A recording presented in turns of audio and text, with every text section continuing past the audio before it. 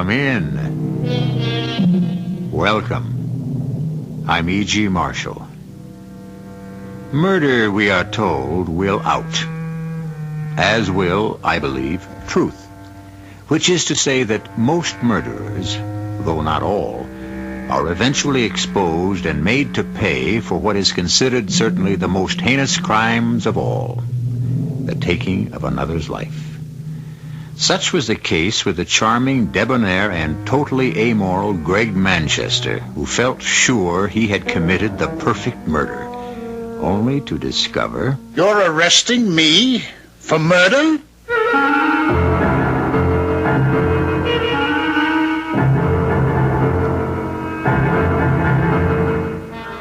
Our mystery drama, The Eye of Death, was written especially for the Mystery Theater by George Lothar and stars Joan Hackett.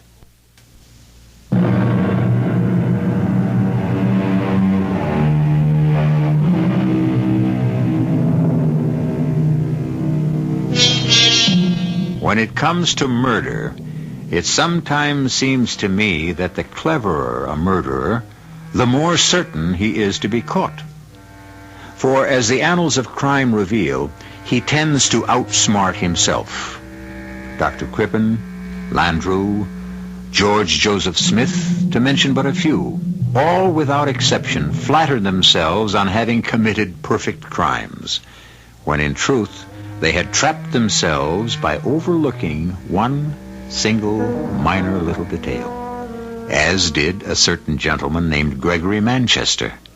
Listen. Murder? You are accusing me, Sandy, of planning to murder your mother? Is that what you said? Don't twist my words, Greg. I said it wouldn't surprise me if she had a fatal accident and died suddenly. Oh, Sandy, don't even speak of such things. Just the thought makes my heart skip a beat. I'm sorry, Rose. How is your heart? Oh, the same. Mother thinks I ought to see another doctor. Sandy, I'm sorry you feel about me as you do. I hoped when I married your mother that you'd become as much my friend as your sister has. Why, if you could have heard me talking about you at my club, how proud I was going to be to have the famous photographer, Sandy Oakes, for a stepdaughter. Can't we be friends, Sandy? Friends? Sorry, Greg, but your charm is wasted on me. You charmed my mother into marrying you, charmed her into turning over all of her money to you, charmed her into taking out $100,000 life policy with you as a beneficiary, Well, now, my dear, why not? After all, Sandy, I am her husband. And a fast worker. Married less than a month. You certainly haven't wasted any time getting this marriage to pay off for you. Oh, now you're accusing me of marrying your mother for her money. Is that it, my dear? You can believe it. Oh, now, Sandy. Rose, it's true, and I'm telling you straight out. This clothes horse with his blonde hair and his Sir Walter Raleigh manners is nothing more than a sharp operator, a con artist. And that's what I've come here to tell my mother, and I will tell her if she ever gets out of that bath and comes down here. Sandy, you're all upset. Upset? I'm steaming, and I've been steaming ever since I heard about this new life insurance policy. When Mother phoned and said that she'd just taken out a $100,000 policy with dear Greggy as a beneficiary, I could have... Oh, what is that? What? Oh, it's a stain on the ceiling. It's a water stain. The bathroom is just above us here. Oh, now, don't tell me the tub's overflowed. What? If your mother's had another of her fainting spells in the bath, you better get up there. Come on. What fainting spells? Mother's never had a fainting spell in her Oh, no, life. you're wrong there, Sandy. She never told you, but she's had a number of them. Sudden blackouts since your father died. The shock of his death, I don't know. And she's had 2 since we married a month ago. God grant she hasn't had another. Not while taking it. Oh, here we are. Oh, no. Mother!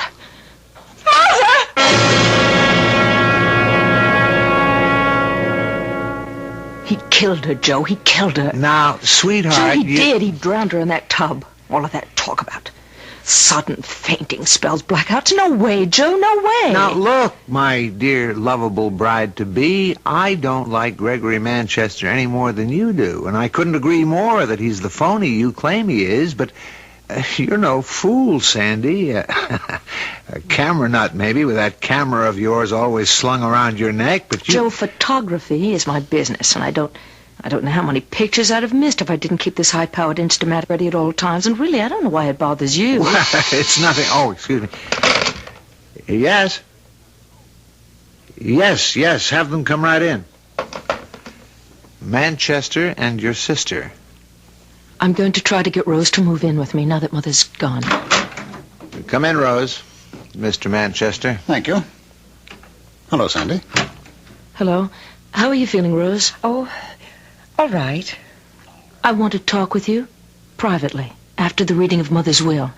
What about, Sandy? Later, dear. Well, we're all here, so I'll get started. I, Geraldine Oakes Manchester, a resident of the city of... Wait a minute, Joe. Yes? Geraldine Oakes Manchester? Your mother made a new will after she married Mr. Manchester, didn't she tell you? No, Well, she told me she was going to. she didn't. I'm sure I know why. Another slap at me, Sandy. Are you implying I changed her mind about telling you? If the shoe fits, Greg. Now, hold it, please. We're here for the reading of a will, and I suggest we get on with it. I, Geraldine Oakes Manchester, a resident of this city...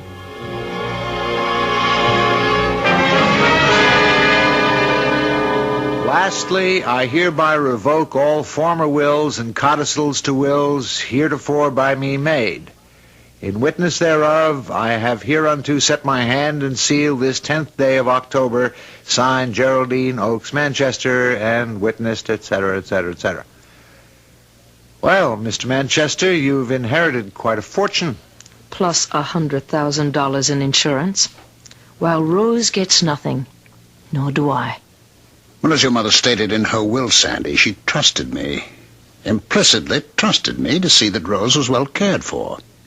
And you? I don't need Mother's money, but Rose... Oh, Sandy, you can trust Greg. Mother did. I do. I know you do, Rose. You trust everyone. You always have. Possibly because she hasn't let the world make her as cynical as it has made you. Oh, now, just a minute, Mr. Manchester. I can take care of myself, Joe. More important, I can take care of Rose, and I mean to. But, Sandy, I'm going to be all right. Greg will... Leave you to starve if I know Greg, but he isn't going to because I'm not going to let him. I'm going to break this will. Sandy... I mean it, Joe. He conned Mother and he fleeced her. Well, you're not going to get away with it, Greg. I'll break this will if it's the last thing that I do. And, may I ask exactly how, my dear? By proving you murdered my mother and meant to murder her from the start.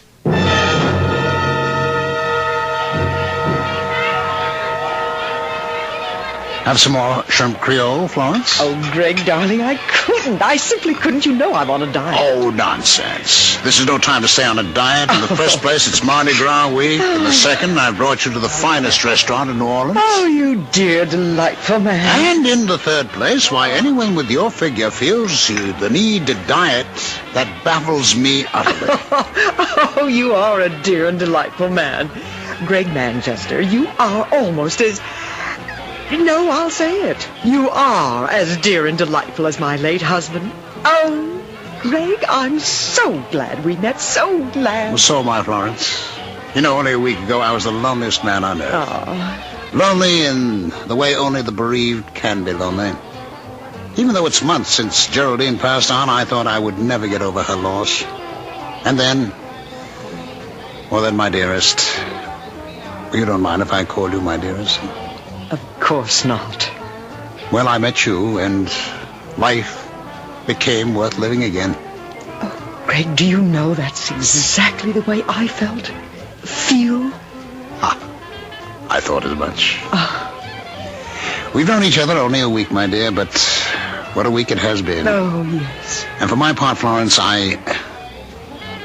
you won't be offended. No. Well, for my part, you're the woman I've been looking for since my own dear Geraldine passed on. Oh. The woman I felt sure I would never find. Oh, Greg. Greg, you dear man. Then you're not offended. Offended? It wouldn't be if I... If you what, darling? If I asked you to become my wife. Oh, dear, I have offended you. No. Oh, you've made me so happy. I think I'm going to cry. In fact, I know I am. Greg, what is it? Is something wrong? No. But excuse me a moment, Florence. I'll be right back.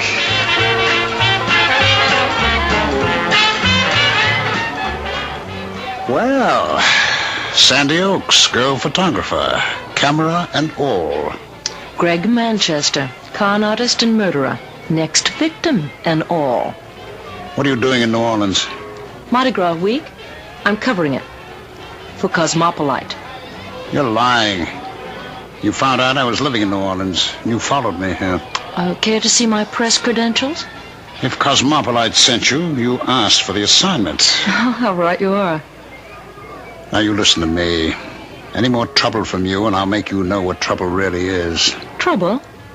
What makes you think I'm out to give you trouble, Greg? Because you followed me here, because I suddenly spotted you snapping a picture of me and Mrs. Chapman.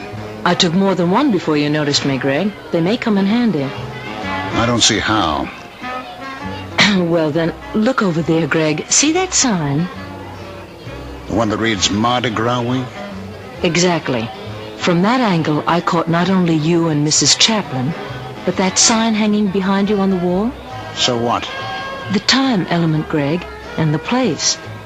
I can hear a district attorney saying to you at your trial for murder, quote, "You did know the widow, Mrs. Florence Chapman, as early as Mardi Gras week, didn't you? In New Orleans, wasn't it?" Unquote. My murder trial. You are going to kill her, aren't you? For her money? After you marry her?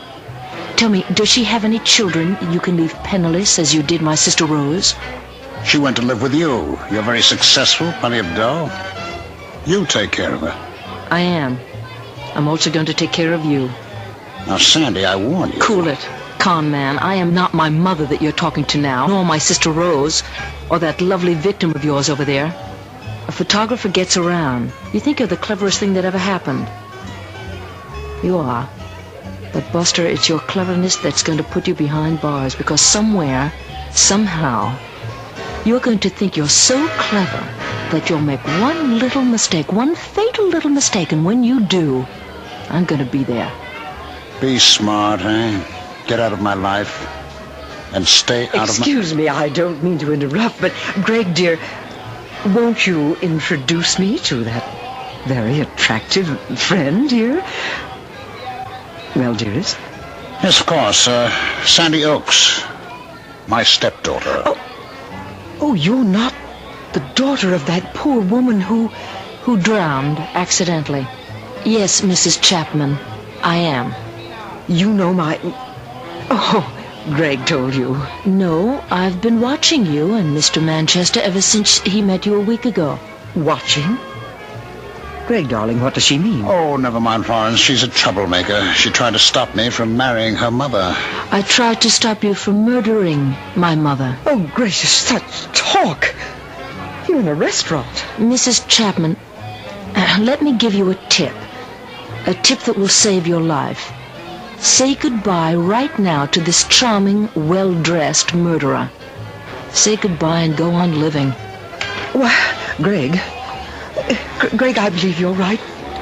This girl, well, I don't know what she is, but she is. I'm sorry I came over. I'll wait for you at our table. Yes, of course, Florence. Well, do you see? She's as naive and as trusting as my mother. And my sister. Or others you've murdered. Oh, so it's others now. Look, Sandy, you said I'm clever. Well, I am clever. A hell of a lot cleverer than you are, doll. And I guess the only way to get you off my neck is to prove it. And just how will you do that? The only way I know. Murder. Don't get me all choked up. I know you. I'm ready for anything you try. Murder me? You don't have much of a chance, Mr. Manchester. Oh, murder you. No, not you. Who then? Your sister Rose, whom you love so much. Who else?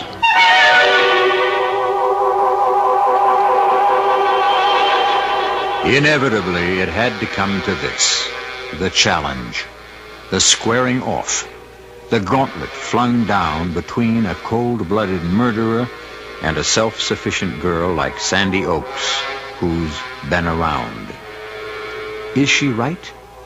Will Greg Manchester make that one fatal mistake she says he will? Perhaps we'll find out when I return for Act 2.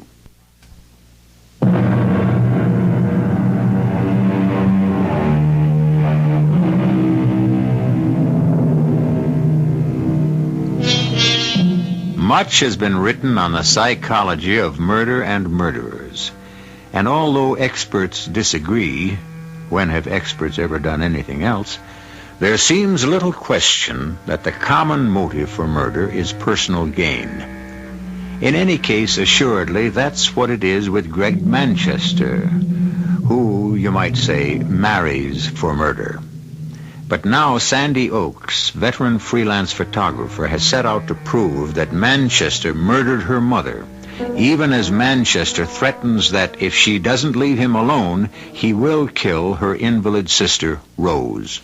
Sandy, your mother drowned in her bath after suffering a blackout. My mother never had a blackout, a fainting spell in her life. Manchester spread that story to cover himself. Yeah, but you can't prove it. And until you can, I'm warning you, drop it. I'm not afraid of a suit for libel or slander, if that's what you mean. What I mean is, I'm afraid for your life, if what you say is true. It's Rose's life I'm worried about. If anything happened to me, she'd be alone and penniless. You don't ever have to worry about Rose while I'm around. You know that. Of course not. But, good Lord, I didn't realize it was this late. I've got to rush. What? Just when I was about to invite you to lunch? I'm sorry, darling, but I'm due at the Metropolitan Photographic Exhibit in half an hour. I promised to advise the committee on how to hang the prize exhibits. Oh, including one of yours. Which reminds me, I owe you an apology. An apology because I won a prize? Well, I'm always kidding you about carrying that fancy camera of yours, but if you hadn't had it with you and shot from the hip that day, you'd never have caught that picture of an old man being mugged. And the muggers. Oh, the cops nail them because of what I photographed. Which reminds me, I've got to see Lieutenant McCoy at headquarters after the photo exhibit. What for? The information I dug up in New Orleans about Greg Manchester. Now, it may not mean anything to you, darling, but I'm hoping it will mean plenty to Lieutenant McCoy. It means nothing to me, Sandy, nothing at all. But, Mac... Sandy, I checked it out. Yeah, sure, Manchester was married before he met your mother. And sure, his wife died of an overdose of sleeping pills, but the coroner's verdict was death by accident. Oh, Mac, you put me away. You really do. I don't get you. His wife dies of an overdose of sleeping pills, and he inherits over $50,000. He marries my mother. She dies by drowning. He inherits every cent she has, plus an insurance of $100,000, taken out less than a month before. 2 deaths, 2 so-called accidents, and Greg Manchester hits the financial jackpot. That doesn't strike you as fishy? Oh, yes, but Now he's going to marry this other wealthy widow, Florence Chapman, less than 3 months after my mother dies. Sandy... Oh, and he threatens to kill my sister Rose if I don't lay off. And you sit there and you tell me that you don't think that Manchester is a cold-blooded murderer? No, I didn't say that. I said he's clean, Sandy. As a cop, I got to play it by the book, the rules of evidence. Maybe Manchester did kill your mother and his previous wife, but I haven't got a shred of evidence to prove he did, and neither of you. Well, now, have you? No, but I'm going to get it. Sooner or later, Manchester is going to make one slip. One little slip, and I'm going to be there when he does. Taking pictures of him as he does, I'll bet. It isn't funny, Mac. No, I'm just cracking wise about you and your trusty companion, that camera. Laugh. But it caught you a couple of muggers, and Mac, it may catch me a murderer.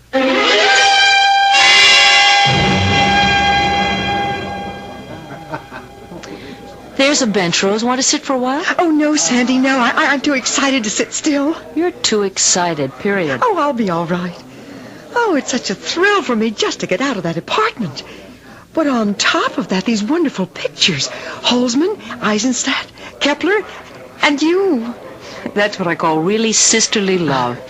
putting me in that class. Oh, you won a first prize. Yes, but in photojournalism, and there's nothing arty about my stuff. A first prize is a first prize, and I'm not going to argue. Rose? Sandy, maybe I'd better sit down for a minute or two. Yes, right there. How bad is it? It's not bad, but Sandy, would you open my bag and take out the bottle of nitro pills? Yeah, just a sec. Here, wait a moment now. Here we are, here. Stay here. I'll get you a cup of water. Yes. Excuse me, please. Excuse me. I just want to get through to the water cooler. Oh, here, let me help you. Thank you. You? Yes, me. What are you doing here, Greg? Mrs. Manchester wanted to see the exhibit. She married you then? And I wanted to see you. Figured you'd be here, so I've got no time for you now. I've got to get a cup of water for my sister. Well, here's the cup. There's the water. I want a word with you, Sandy, about... Would you get out of my way? Excuse me, please. Excuse me. Rose, dear. Here you are. Oh, thank you, Sandy. Thank you. Are you better? Yes. Much. I think that we'd better go. Sandy, I haven't seen everything yet. Your heart. Oh, drat my heart. My first day out of the apartment in weeks. I'm going to make the most of it. I'm going to see everything there is to see. Oh, look who's here. Hello, Rose. How are you, Greg? Never better. You? Pretty well. Thank you. I meant to call on you when I got back from New Orleans, but I felt your sister wouldn't approve. You're right, Greg. Her sister Oh, wouldn't. now you too. It's all right, Rose. All right. Sandy and I aren't going to have a scene. I only wanted to say hello. So, if you'll excuse me, I'll rejoin my wife. Goodbye, Rose. Goodbye, Sandy. Oh, give my regards to Lieutenant McCoy next time you see him, will you? Lieutenant McCoy? The police lieutenant you went to see this morning. About a certain little matter. How do you know that I went to see McCoy? And what I went to see him about? Oh, does it matter? I know. And I think it was very foolish of you, Sandy. Do you? Oh, yes, very. In fact, as I intimated to you in New Orleans, it could even be dangerous. Deadly dangerous. Not for you. Not immediately for you. Well, goodbye for now. Sandy, what was that all about? Nothing, Rose. Nothing. What did Greg mean? It could be deadly dangerous. It's nothing for you to worry about, Rose. Well, all right, if you say so. Funny, though. What? I'm worried somehow. Suddenly, I'm very worried.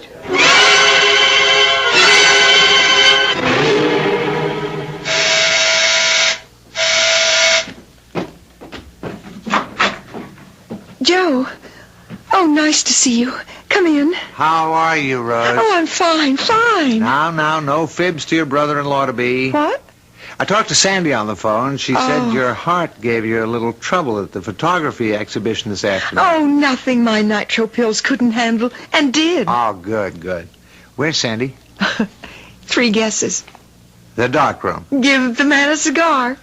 Or would you rather have a drink? A drink, and I'll make it. Sandy said you ran into Greg Manchester at the exhibition. Yes. I'm worried, Joe. About what? Greg said a funny thing to Sandy. It seems he heard somehow she'd gone to see Police Lieutenant McCoy. McCoy, about something. He didn't say what.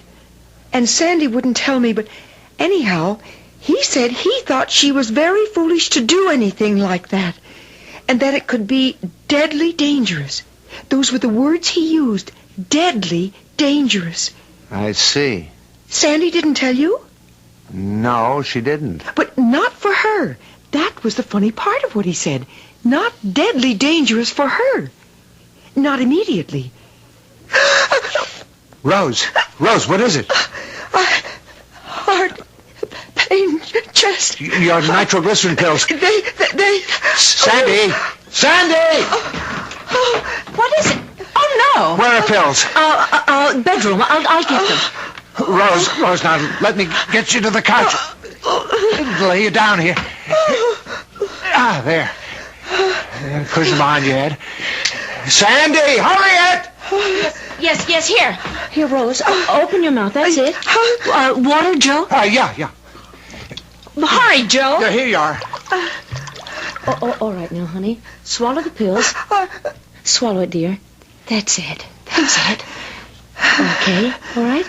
Sure to be all right in a moment or two. Rose, dear.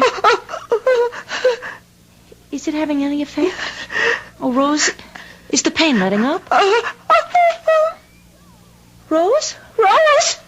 Joe, she... Here, let me... Joe? She's gone, Sandy. Oh, no. Afraid so, sweetheart. He's done it. He threatened he would, and he has. Greg Manchester? He said he'd kill her if I didn't lay off, and I didn't, and he has.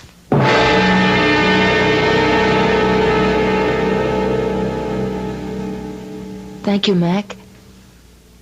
Goodbye. What'd he say, McCoy? The toxicology lab tested the pills Rose took. That I gave her. Oh, Sandy. All right, come on now, honey. The pills. They found that they were triple strength. Triple the amount of nitroglycerin prescribed for Rose. That's impossible. No pharmacist would make a mistake like that. The pharmacist didn't. They got him out of bed and they met him at his place and checked his records. He made no mistake. Well, then how... Sandy, how? Greg. Sandy. Don't ask me how he did it. He got into the apartment maybe while we were out. Rose and I didn't change the bottles. I don't know. It doesn't matter. All that matters to me is that he did it. And I know in my bones I know that he did it. He murdered the woman he was married to before he married my mother.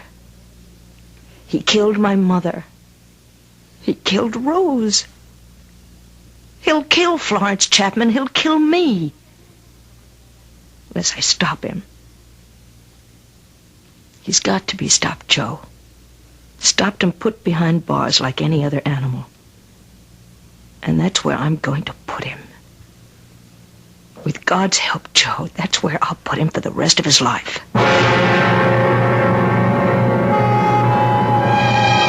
Brave words. Words spoken under the pressure of emotion. Well, I think I can tell you at this point that Sandy did put Greg Manchester behind bars for the rest of his life when he made that one fatal slip. I was about to say that he overlooked something. But the fact is, he never saw it. But Sandy did. Or, to be more precise, her camera did. I'll return in a moment for Act 3.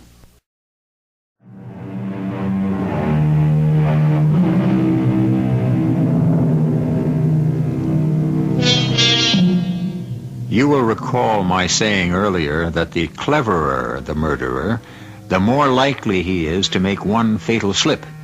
Something so minor, he never thought of it, never noticed it. What slip will Greg Manchester make? So far, he's got away with his killings. Sandy Oaks doesn't know where Greg Manchester will make that fatal slip, or when, or more particularly, how. But make it, she knows he will. And as I've told you, make it he did. The question is, what insignificant but very final mistake did he make? You dare show your face here? I came here to this funeral home to see Rose for the last time.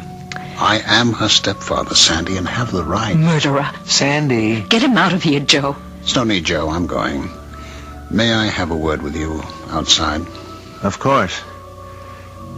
Sandy, pull yourself together. Well? Joe, you're a lawyer. Would you give me some advice? What am I to do with her? She hates me. has hated me from the moment we met. I don't know why. Chemistry, I suppose. Not much I can say to that, Greg, except you're a liar. I beg your pardon? You're a liar. It isn't chemistry between you and Sandy. It's Sandy's awareness, her awareness from the first, her trained awareness, because she's photographed so many people, that you're a phony. I agreed with her about that after only short acquaintance with you, Greg, but I didn't agree with her that you're a murderer. I agree now. You can't mean... You think I murdered Geraldine? I think you murdered Geraldine and Rose. I think you murdered another woman. In fact, probably other women. You can stand there and to my face say... Say it because it's obvious.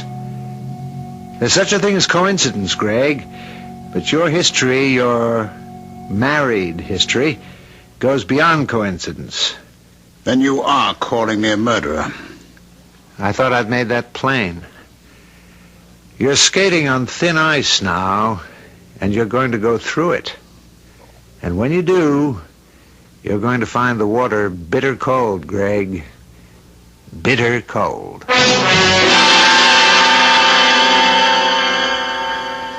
Won't you sit down, Miss Oakes?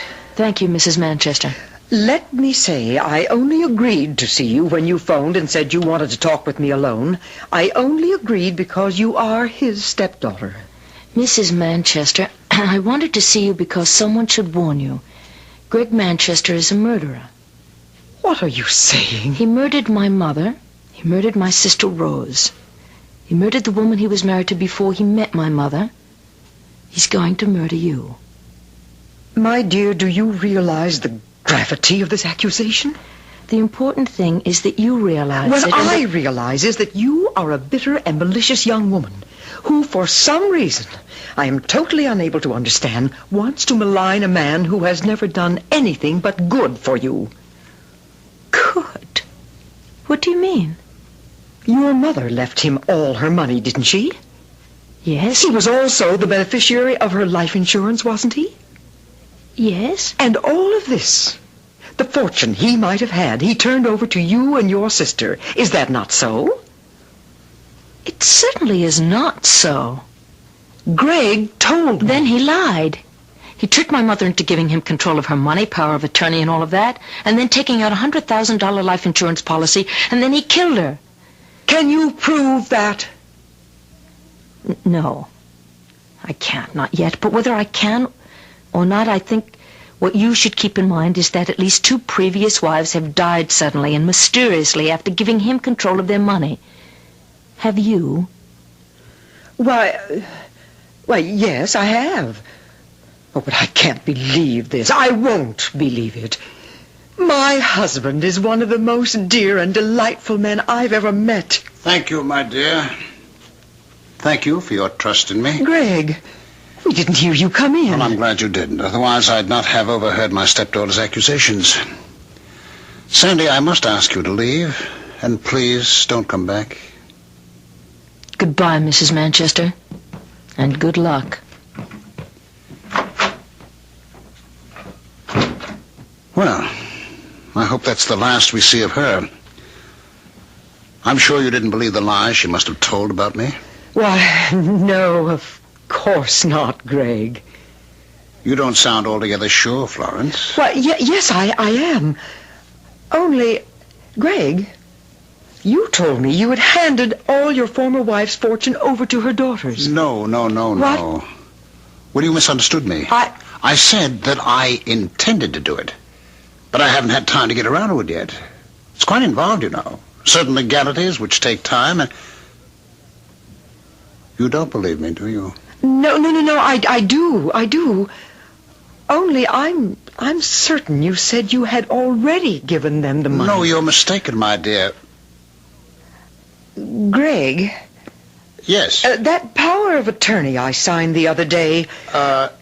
Yes. Don't be offended, dear, but just as a matter of interest, Does it give you control over my money? Now, that's an odd question, Florence. Does it, Greg? Well, a power of attorney is just that. It empowers me to act in your behalf. In other words, you can sign checks, withdraw money from my account, that sort of thing? Yes, that sort of thing. I see. No, I don't think you do. For instance, you don't see that you have just signed your death warrant. Death warrant? I want you to go into your bedroom, start packing. Packing? You're going to visit your sister in New Orleans.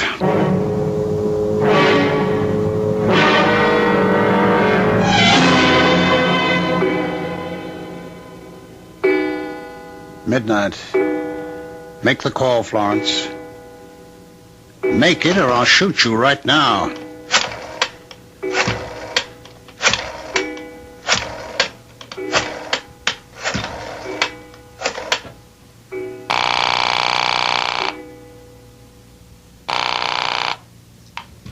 Hello?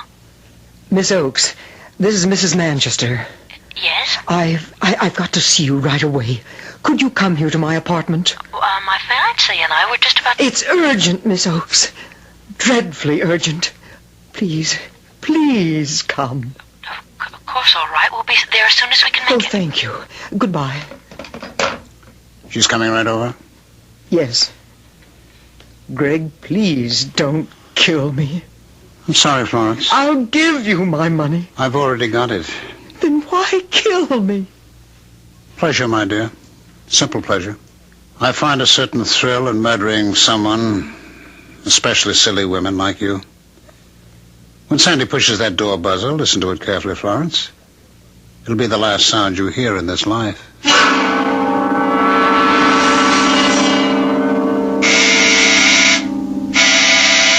Greg!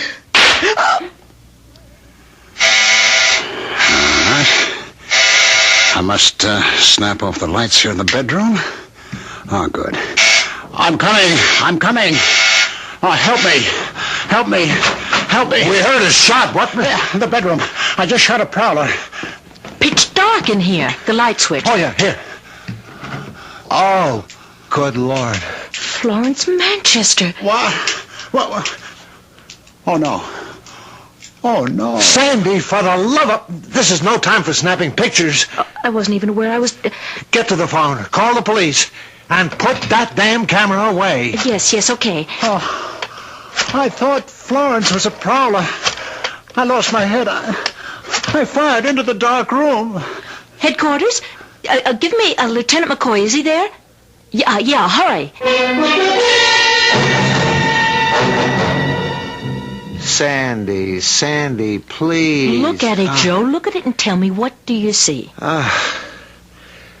I see the body of Florence Manchester lying on her bedroom floor. I have seen the body of Florence Manchester lying on her bedroom floor for over a month now, in blow-up after blow-up after blow-up of the pictures you snapped that night.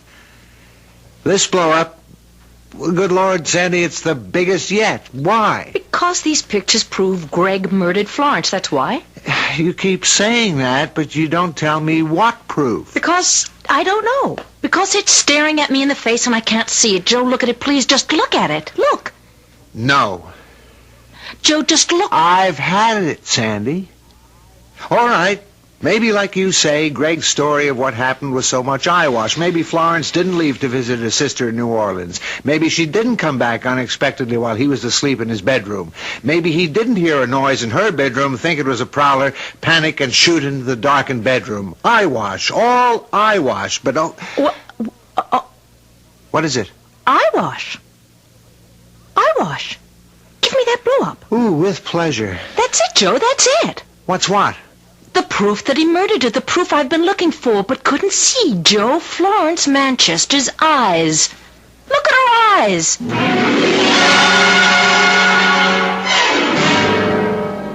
Manchester, you've been booked on a charge of murder. The murder of your wife, Florence. Now, look here, Take it Lieutenant. easy. Thanks to your stepdaughter, Sandy Oakes, here, we have positive proof that you deliberately and with malice aforethought shot Florence Manchester to death. What proof? What proof? I told you she'd packed her bag.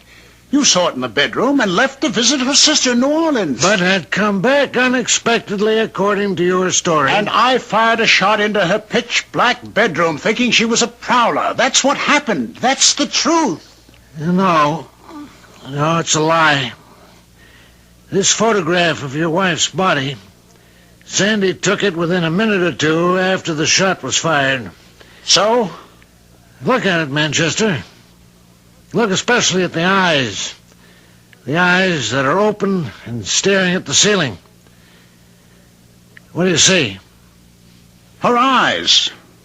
What else am I supposed to see? The size of her pupils. Look at the pupils of her eyes. Tell me what you see. I see the pupils of her eyes. Contracted. Contracted to the size of a pinhead. The human eye is like a camera, like that Instamat Sandy always carries. The darker an object or a place, the wider the pupil of the eye expands. The brighter an object or a place, such as your wife's bedroom, the narrower the pupil becomes, contracts. What's more, Manchester, when a person is killed instantly, as your wife was, the pupil remains unchanged for 2 to 3 minutes. You're saying that... The photo says it, not me. You stated that you fired that shot into a dark bedroom, killing your wife by accident. Her eyes, contracted to pinhead size, prove that she died in a lighted room, a brightly lighted room. If you have anything to say, make it in the form of a confession, won't you? On second thought, I'm not sure we need bother. It's all on film, Manchester.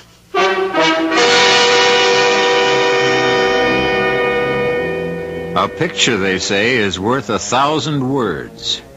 And so it would seem that Lieutenant McCoy is right. No words of Manchester's in his defense could possibly disprove the truth of his wife's dead, accusing eyes. I'll be back shortly.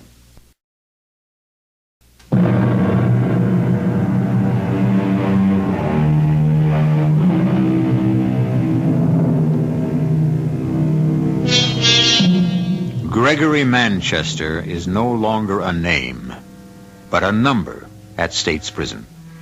Sandy's name has changed, too, from Miss Sandy Oakes to Mrs. Joseph Norman. Hasn't changed her habit of carrying that camera wherever she goes, however, but she seems to use it more and more these days, snapping pictures of a baby named Joe Jr. Our cast included Joan Hackett, Ralph Bell, Robert Dryden, and Joan Shea. The entire production was under the direction of Hyman Brown. This is E.G. Marshall inviting you to return to our Mystery Theater for another adventure in the macabre. Until next time, pleasant dreams.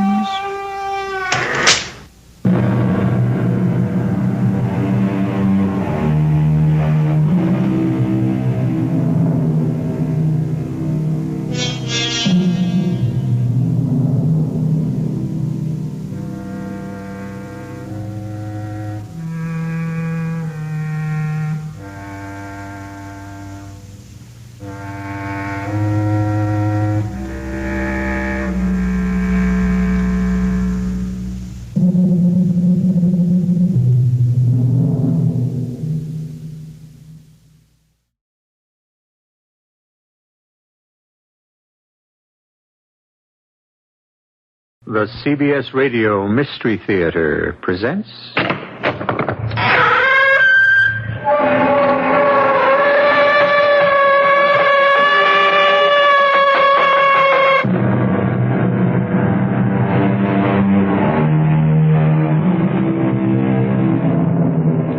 Come in. Welcome. I'm E.G. Marshall. your host for another visit to that curious world where curious things happen to remind us that we live in a strange, strange world, particularly when it's the world of our own imagination. Jody Barnes, the hero of our tale, wasn't imagining things when success was dangled in front of him by a high-powered press agent. Jody was a singer of country and rock music. Small time, small dates, but he had talent. What he needed was a gimmick. And one day a man walked into his life with just that gimmick. Jody was on his way to the top, but something nagged at him. Something he couldn't put his finger on.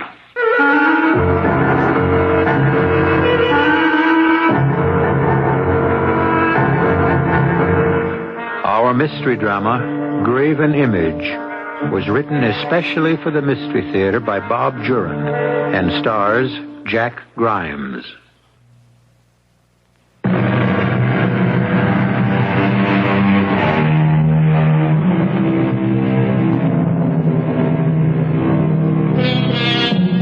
Somewhere deep down inside us all is a little spark of hope that one day we'll be famous and rich. In some, the spark slowly dies as the years pass. But in others, the spark flares up, fanned by help from an unexpected source, and sudden fame and fortune are theirs. Such was the case with Jody Barnes, who in less than a year rose from an unknown country rock singer to the top of the charts. In fact, in just a few short hours, his loyal fans will fill New York City's Madison Square Garden for a sold-out concert. But at this moment, Jody's wife, Lisa, and his manager, Craig Herbert, are desperately trying to find him. Sergeant, everybody knows what Jody Barnes looks like. Can't you put out an all points or whatever you do? Well, I got $1 million riding on this concert. Yeah, thanks. I'm in this dressing room at the Garden. You can reach me here. I was afraid something like this had happened. So was I. I told you this concert was too soon after his thing. Breakdown, yeah, I know. But he's got to stay in the spotlight. He's had a long enough rest. He's number one, and he's going to stay there. I'm not so sure anymore. Well, I am. 3 hours left. Damn. Get on the phone and call anywhere he's likely to go. I'll get a cab and take to the streets. Someone's bound to spot him. I'll keep calling the apartment, too, in case he might have gotten past the doorman. Okay, let's move. In 3 hours, we're going to have a screaming, stamping mob out there, and if Jody doesn't show, I don't want to be the one to tell him. I know they're looking for me. I was supposed to do a concert tonight, but that's out of the question now. I'm sitting right here in our apartment, but they won't find me. The phone seems so far away. I couldn't reach it if I wanted to, and I don't want to. I'm not going to do that concert tonight, or any more concerts or records. There isn't any Jody Barnes anymore. That's why they can't find me. I'm just not anymore. There isn't any me. No real Jody Barnes. There was once, though. I came out of San Jose, California, a little more than a year ago with a guitar on one arm and Lisa on the other. I played and sang wherever I could. Street corners, gin mills. I never made much money or much of a mark, but Lisa and I were happy. Until it all began at the county fair. Hiya, kid. Huh? Hey, got a minute? But what do you want? Oh, a little talk. Huh? I like your style. Here's my card. Craig Herbert, Artist Management. I'm from New York. I travel around to shows like these. I like to pick up a young budding talent when I see it and do something with it. Well, I'm doing okay now, thanks. I don't Now, need... wait a minute, Jody. Let's talk. How long you been playing these back roads? 2 years. And 4 months. Well, don't you want to move up? I'm happy. Ever been to Las Vegas? Pass through. You could be playing any hotel there that you wanted. Chicago, New York, Record. Mr. Herbert. Craig, honey. Call me Craig. You mean you want to manage Jody? Get him bookings in places like that? More than that, much more. I could put Jody Barnes on the top of the charts in 1 year. Look, I may be young, but I'm dry behind the ears. What's your angle? You mean, why do I come into a two-bit fair and offer an unknown string plucker a chance at something big? Yeah. Because I want someone fresh, totally unknown, to prove my theory that I can make him a star. And you got the stuff. You play and sing as good as any of them. What you need is a manager and a gimmick. Now look, this is no place to talk business. Can I meet you tonight after your last show, when you can relax? Well, we can talk, I guess.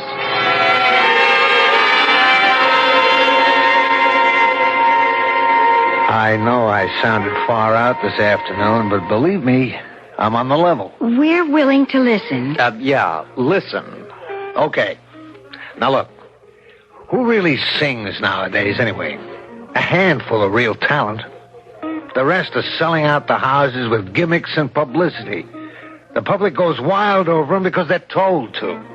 Now, you're saying you can sell me with a gimmick instead of my talent? No, Jody, you have got talent. But there's another side of the coin. The public's got to know about you.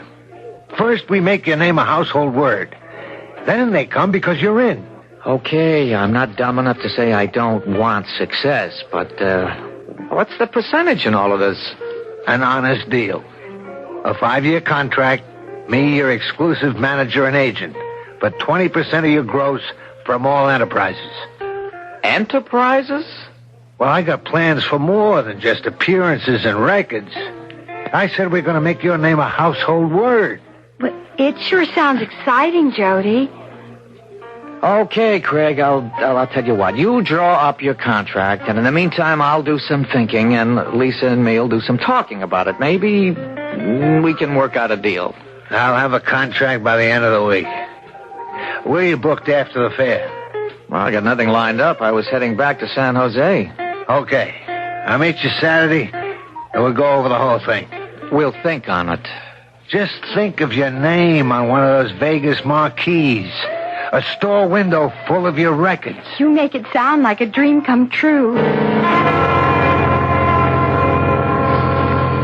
You still awake, Jody? Yeah.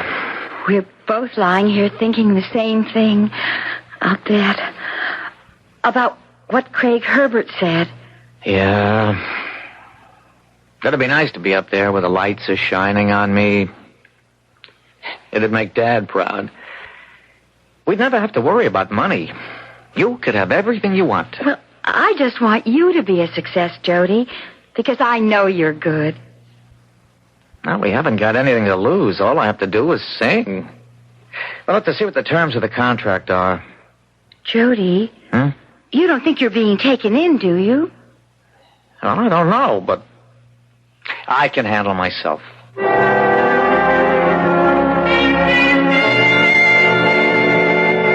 I'm glad you wanted to go over the contract carefully, Jody. You can see I'm on the level. Okay, I think we got a deal. If you can put me on the top of the charts in a year, you'll earn your 20%. All right, here's what I want you to do. Go back home, write a couple of new songs. Your act's too short. Work up an hour and a half.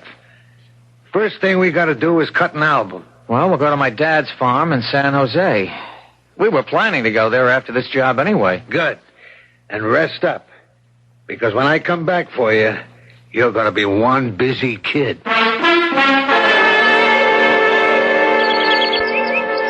Shouldn't you be inside writing those songs, Judy? Oh, the last one's finished, Dad. Here in my head, anyway.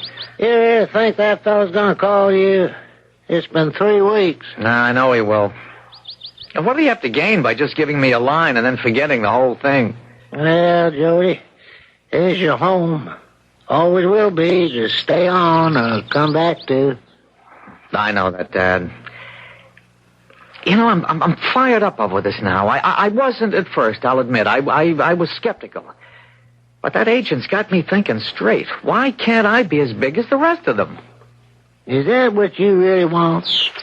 To be as big as the rest of them? Well, every guy wants to be the best he can. I won't argue, that's good thinking.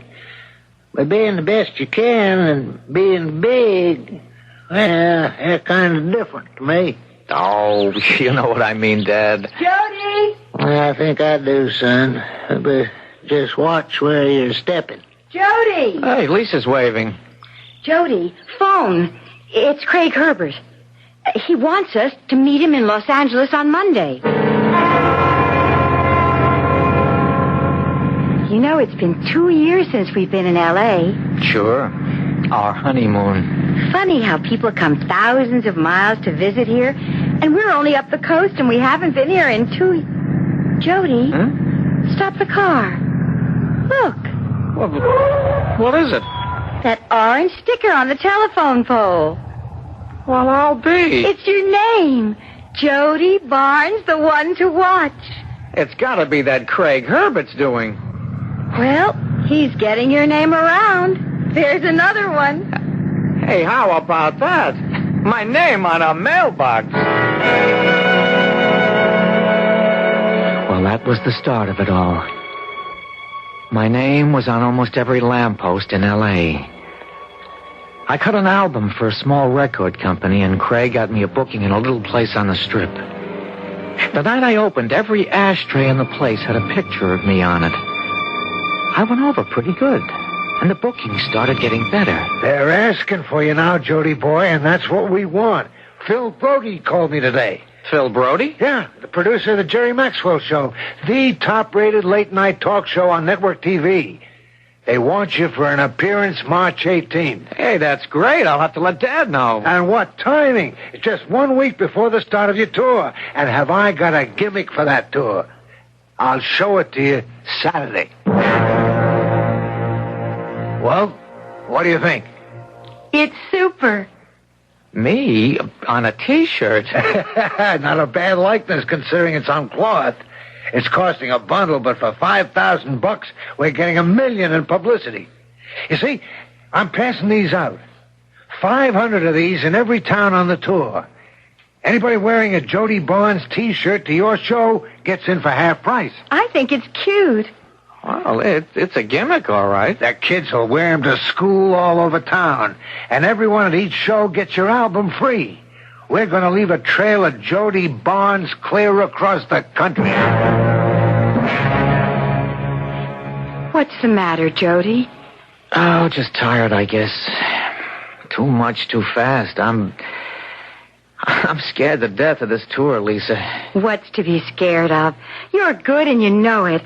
And everybody else knows it. Oh, I'm not afraid of singing or whether they like me. That's not it, Lisa.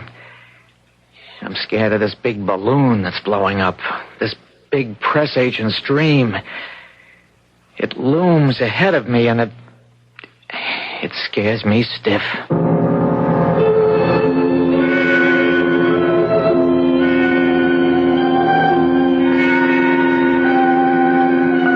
Jody Barnes seems a bit perturbed by the exciting career. Curious that a healthy young man with nothing but success should be afraid of it. But maybe, as Jody said, it's too much too fast. Some things take getting used to. But that balloon looming ahead is going to get bigger and bigger. Things move faster and faster for Jody Barnes, as you'll see when I return with Act 2.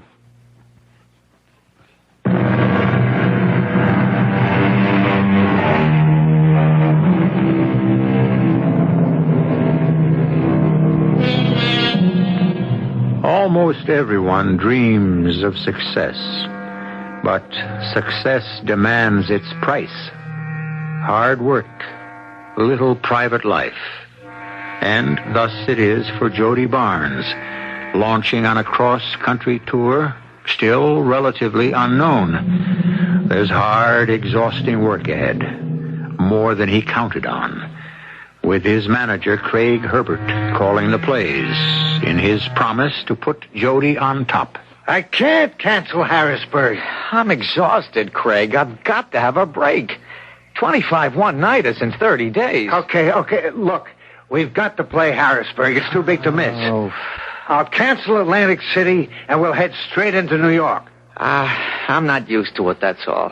You'll have to get used to it, Jody. You're catching on. The last 3 stops were sellouts. But don't expect New York City to be waiting for you with open arms. We still got to push. What did you book in New York? The Skylight Lounge. Not the biggest, but it's the Big Apple. You're no more traveling for a while. It's been paying off, though. By the end of the year, you're going to be king of the hill. And he was right. I cut a new album with orchestral arrangements, and it sold 1 million in 2 months.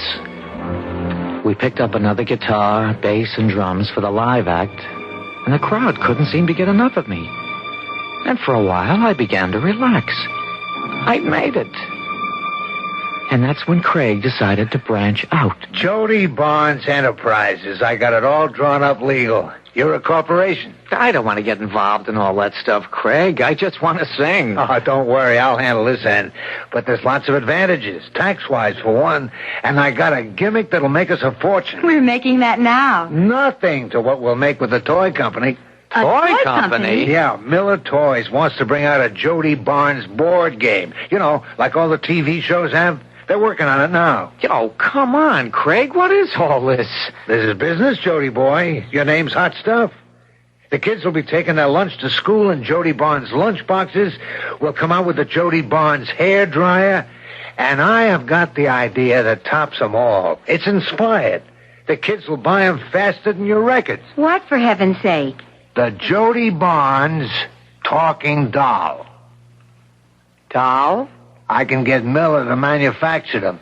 An exact likeness of you, only about 10 inches high, with your voice on tape. You know what I mean? Those dolls that talk on tape when you pull the string. Only this one will be battery operated. You push a button, and there's Jody Barnes talking and singing to you. Great, huh? Great? Sounds sick to me. Who'd want one of those things? Everybody. I'm talking to Miller this week about the design, and then you'll have to tape the lines. I don't know what yet, but stuff like, hi, I'm Jody Barnes. Have you got my new record? Stuff like that. It's too silly, Craig. I don't want to do it. Listen, I'm handling the business end, right? You just go along with my ideas and stick to your singing. We'll both be able to retire in 2 years. I think the doll's a great idea. And so will every teenage girl in the country. Now, just leave it to me, Jody boy. Leave it all to me.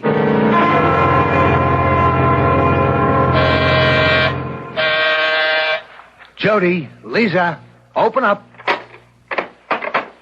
Hi, Craig. I got it. Right here under my arm. The doll. Wait till you see it. You won't believe it. Well, I still don't think anyone's going to buy one. You'll change your mind when you see it. There. Oh, Jody, it's beautiful. Isn't that a likeness? They got your face perfect. The slant of your nose, the eyes. It's so real. Now, watch. Hello. I'm Jody Barnes. I'm singing just for you. Oh, Craig, that's wonderful. Isn't that something? I hate it. Jody? It's grotesque, silly. All right. Now, calm down, Jody boy. Miller's got 500,000 of them on the way. We can't stop now. Craig, I can't tell you how I feel. I hate it. Oh, Jody, let Craig go ahead with it. I think it's fantastic. Yeah, but it's so cheap. All of a sudden, I'm turning into nothing but a gimmick.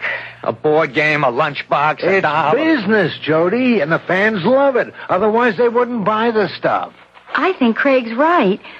I want what you want, but these things can't hurt you or your image. Oh, go ahead. What's the difference? I'm going for a walk. Oh, come on, Jody. What's the matter? We never had words like this before. What's eating them, Lisa? I don't know. It's hard for us to understand. It isn't our face on the lunch boxes and T-shirts or this doll. It's Jody's. It's a lot more personal for him. Well, he's right. I don't understand. I thought he'd want all the extra publicity and money these kinds of things bring. Jody's a simple guy. All this is too much for him. It's been a strain on me, too. Lisa, maybe you can talk to him. Let him see what I'm trying to do. I can only be there when he wants me, Craig. I did side with you earlier, but I don't want to put more pressure on him. I'm his wife. Yeah, you're right. He'll be okay. When he sees how popular these things are going to be, he'll change his attitude. Won't you, Jody? Hello. I'm Jody Barnes. I'm singing just for you.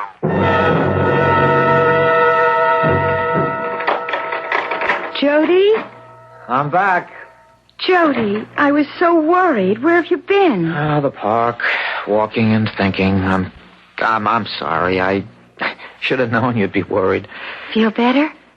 Yeah, I guess so. I guess I'm making too much of this whole thing, but I have this strange feeling as though I was slipping away from myself. Maybe you ought to see a doctor, Jody. A shrink, you mean? No, a regular doctor.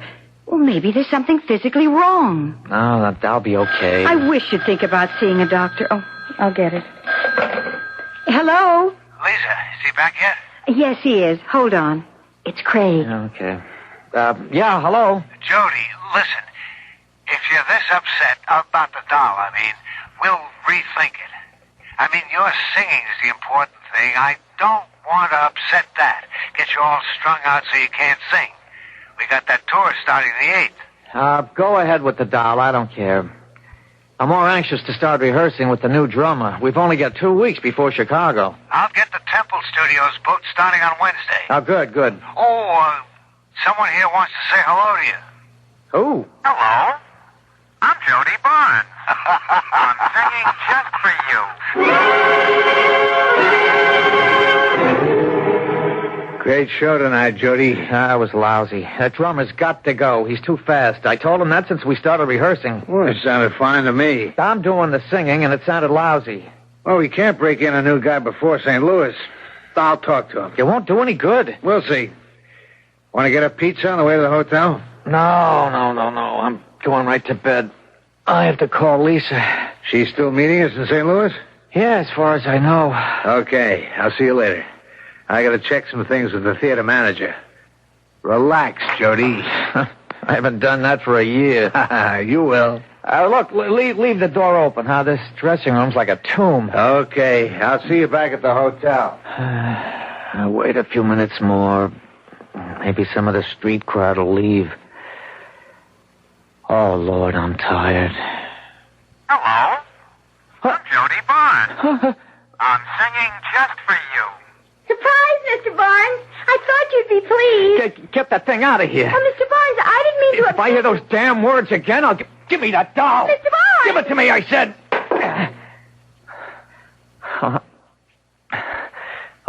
Look, I'm sorry. I'll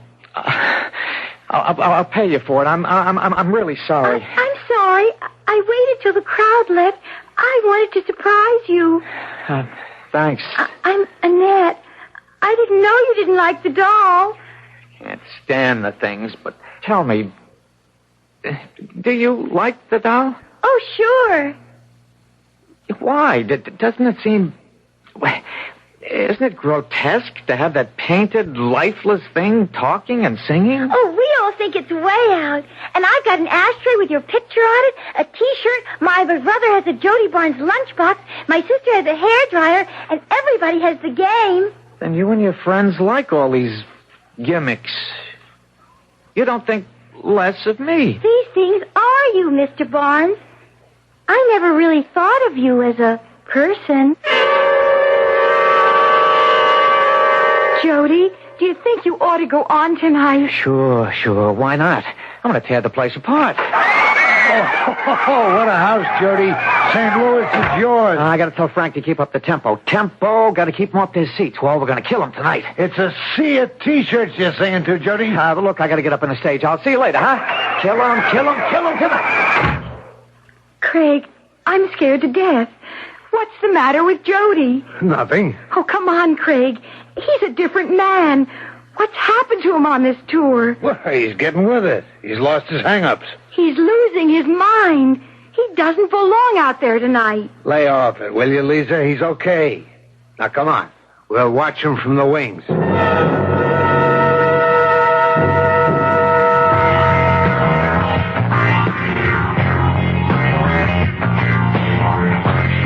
Something's the matter with him, Craig.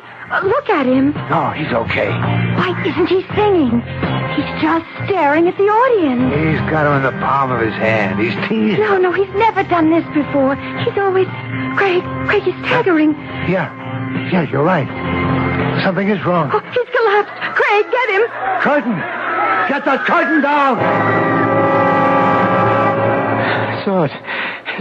Saw me. Saw it. Saw me. Doctor's on his way, Jody. I just saw it. He's soaking wet. It was there, and I was there. Easy, Jody. Don't talk. I saw me through its eyes, and then I wasn't there.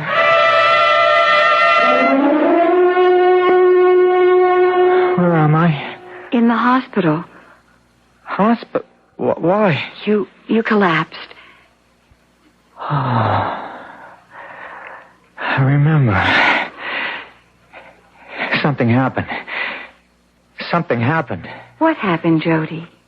I was singing out there, and then I saw it.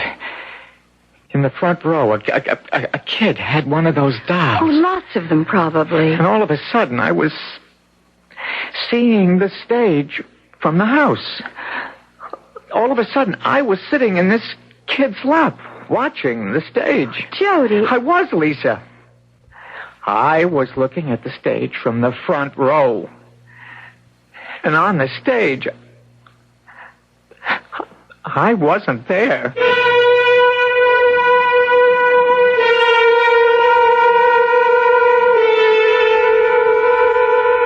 Tension, overwork, worry, fear can cause the mind to create strange and frightening images. But for Jody Barnes, the graven images were all around him.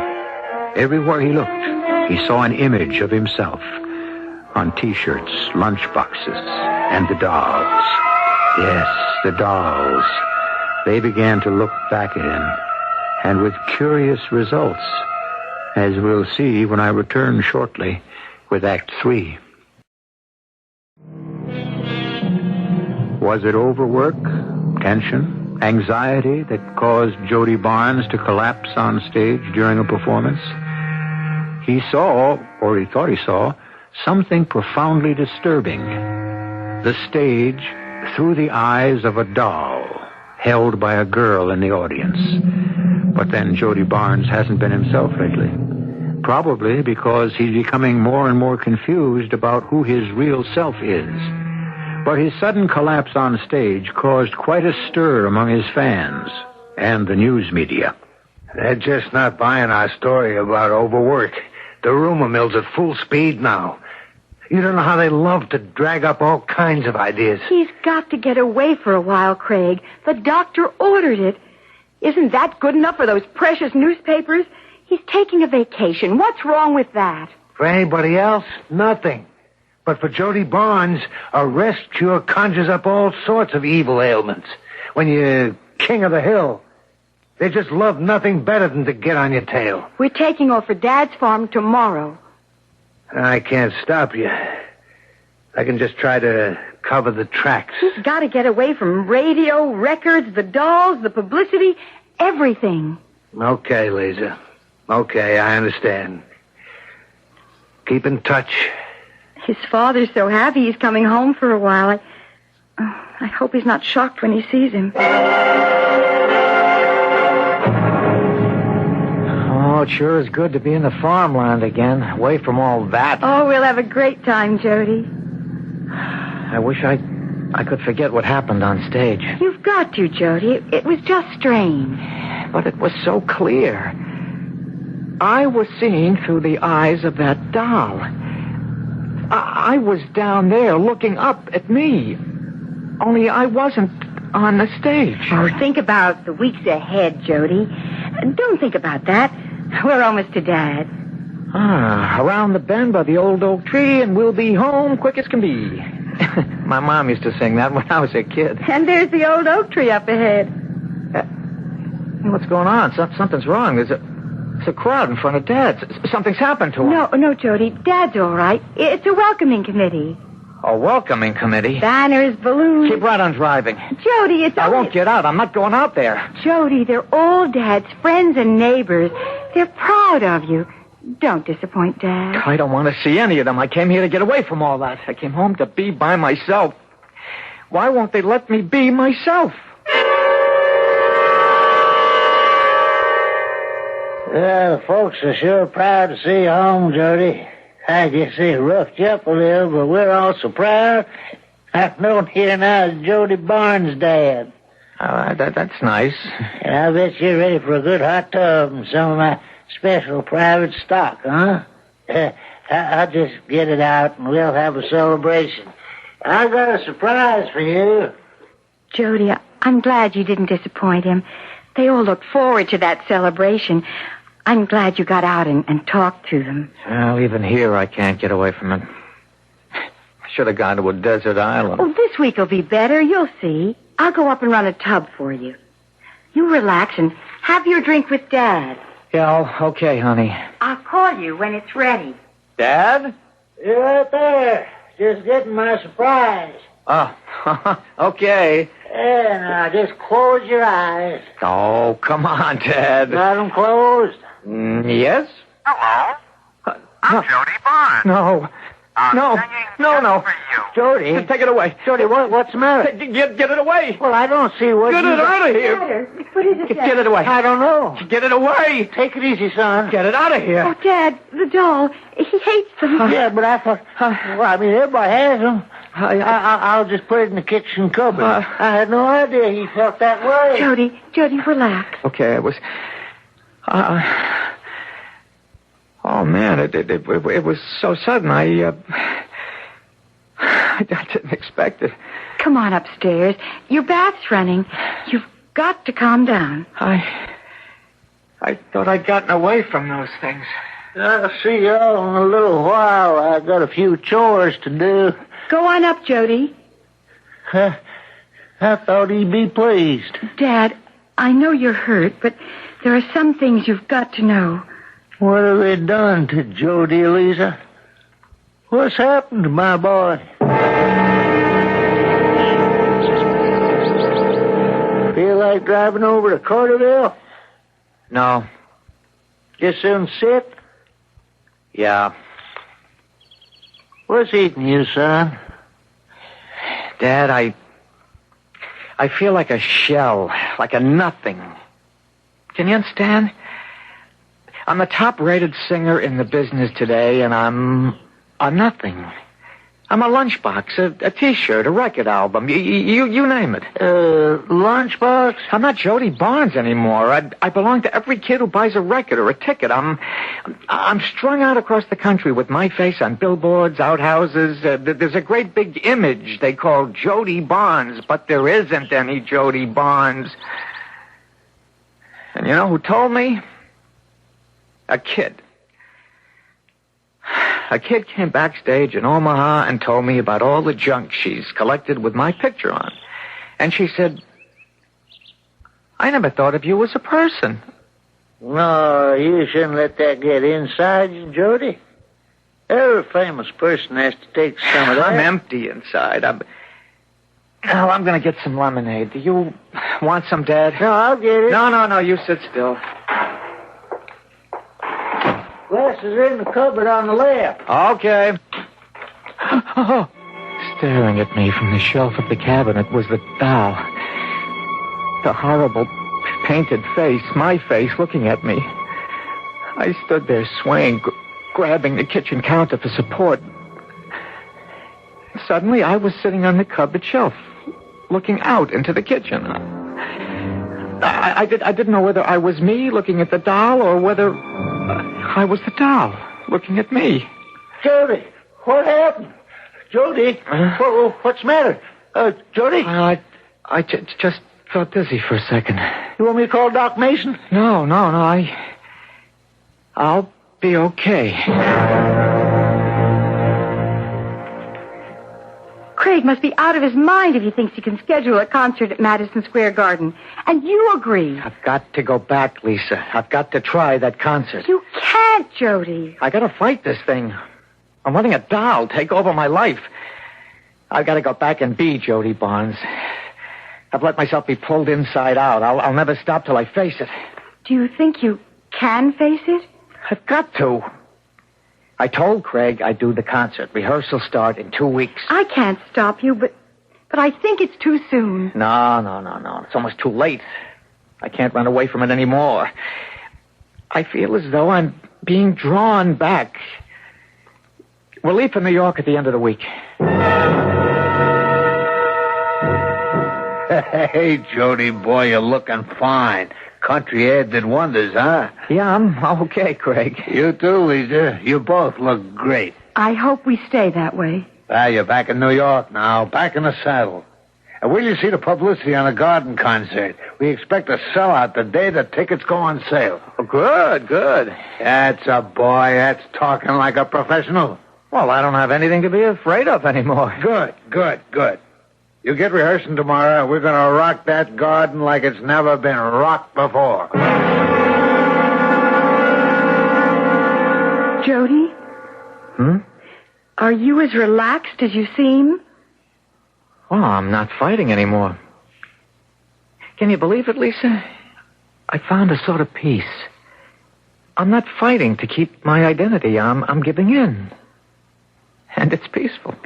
After this concert, Jody, why don't we buy that farm down the way from Dad and start a family? Yeah, tomorrow's concert. I don't want to think about tomorrow or the next day. I don't want to think much anymore at all. Good night, honey.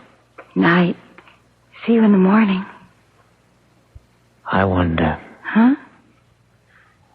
Good night.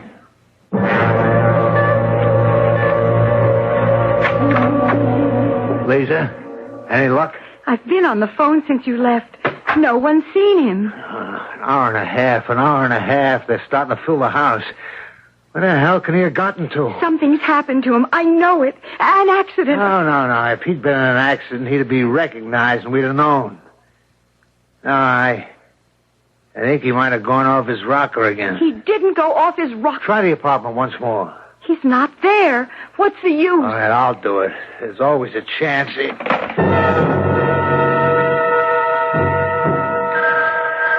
There they go again. Phoning to see if I'm here. I'm never going to answer a phone again. It's kind of nice to know that. It's peaceful. And it's so nice to know who I am at last.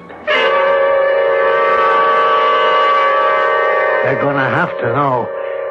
Thank God I'm not the one who has to go out there. I don't give a damn about the crowd. I'm sick about Jody. What, don't you think I am? But we've done everything we can short of the FBI. I'm still counting on him to show up, even if it's the last minute. I'm going to have to huddle with the promoters. Ooh, I'm going to be in a sling over this. You want to go home? Not on your life. I'm staying. I guess they'll be coming back to the apartment soon. I wonder what the crowd thought when Jody Barnes didn't appear. I sort of hated to disappoint them. But then it couldn't be helped, I guess. Wait. I think I hear Craig and Lisa. Jody? You didn't expect to find him here, did you, Lisa? I didn't know what to expect. Well, one thing. We're lucky they didn't tear up the seats back there. I've never seen an uglier mob. Craig, look. What? Jody must have come back here. One of the dolls is there on the couch. I know it wasn't there when I left the apartment. Why would he bring one home? I thought he hated the things. He thought they were taking over his life. He does. Oh, I don't understand. Give it to me. Hello, I'm Jody Barnes. Oh, Craig, where can he be? Careful, Lisa. Don't drop me. Craig! Smoke. That wasn't on the tape. How can it be? Jody Barnes. And I'm happier than I've ever been. Take it, Craig. Take it. I can't stand this. This is the real Jody Barnes, Lisa. This is all that's left. This is the real Jody Barnes.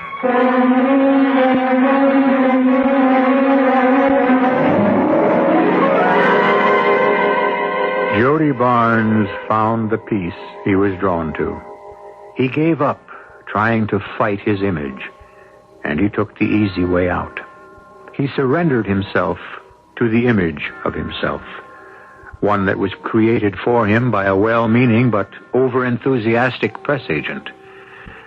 The next time you see a T-shirt or a lunchbox, a poster, or, heaven forbid, a doll, with the likeness of some popular personality, stop and think. Is there really such a person?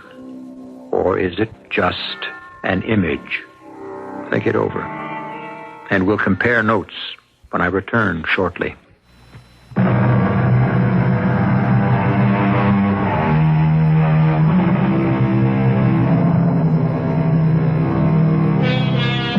Well, what do you think? Is the Graven Image just a harmless replica? Or can it be a power that draws the real self to it, thus leaving emptiness where the self had been? Ponderous thoughts indeed. In any event, image is the first part of imagination, and that's what concerns us most. I hope we've teased yours with our story just concluded. Our cast included Jack Grimes, Robert Dryden, and Hetty Galen. The entire production was under the direction of Hyman Brown. This is E.G. Marshall inviting you to return to our Mystery Theater for another adventure in the macabre. Until next time, pleasant dreams.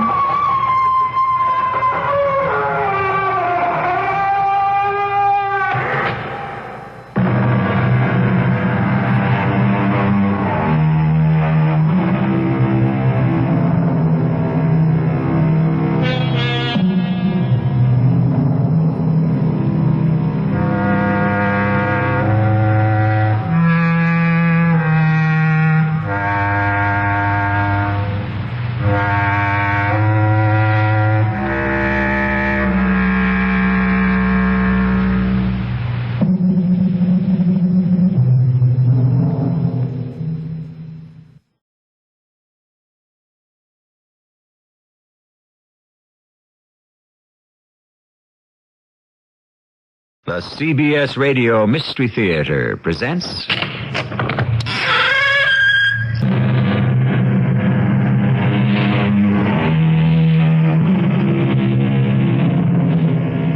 Come in. Welcome. I'm E.G. Marshall. Imagination, fantasy, daydream.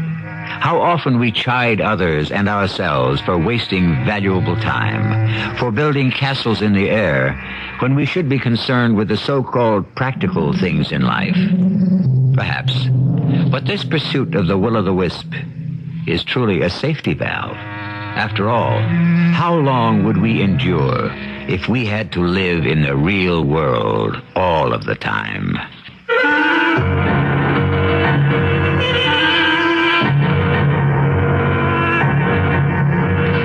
Our mystery drama, The Search for Myra, was written especially for the Mystery Theater by Sam Dan and stars Mandel Kramer and Marion Seldes.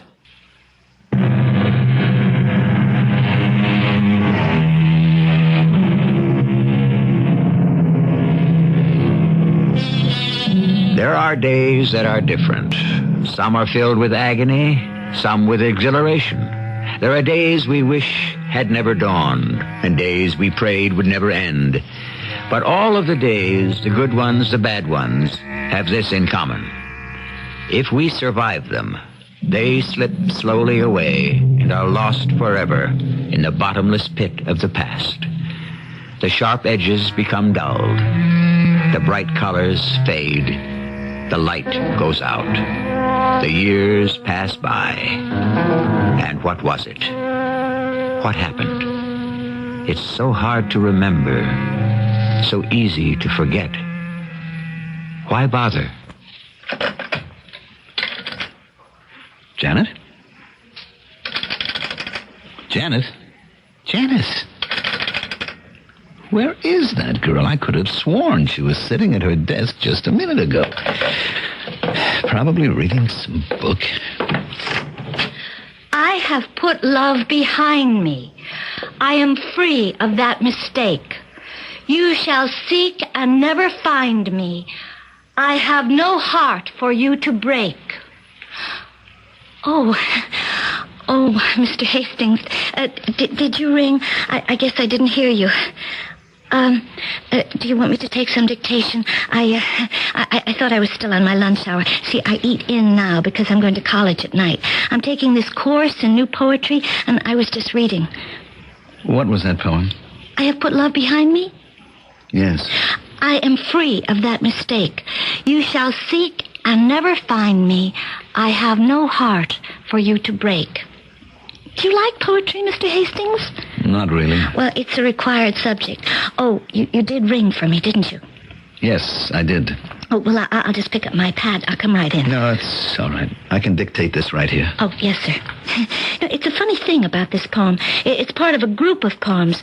They don't even know who wrote them. Just let me think for a minute.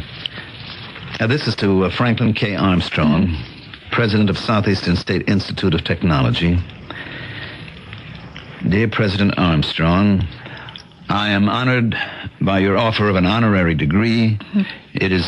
If you'll excuse me, Mr. Hastings, it doesn't sound quite right. You know, honored and honorary. Oh, yes, that's right, Myra. Well, let's start again. Dear President Armstrong, I am flattered by your kindness in considering me a candidate for an honorary degree. Does that sound too humble, Myra? You all right, Mr. Hastings? Of course I'm all right. Why shouldn't I be all right? Oh, that's the second time you've done it. Done what? Call me Myra. Myra? Why would I call you Myra? I don't know, Mr. Hastings. My name is Janet. I know your name is Janet. Do I happen to remind you of someone called Myra? I don't know anyone named Myra. Oh, well, it isn't important. I just thought I'd call it to your attention. Myra? Why would I call you Myra?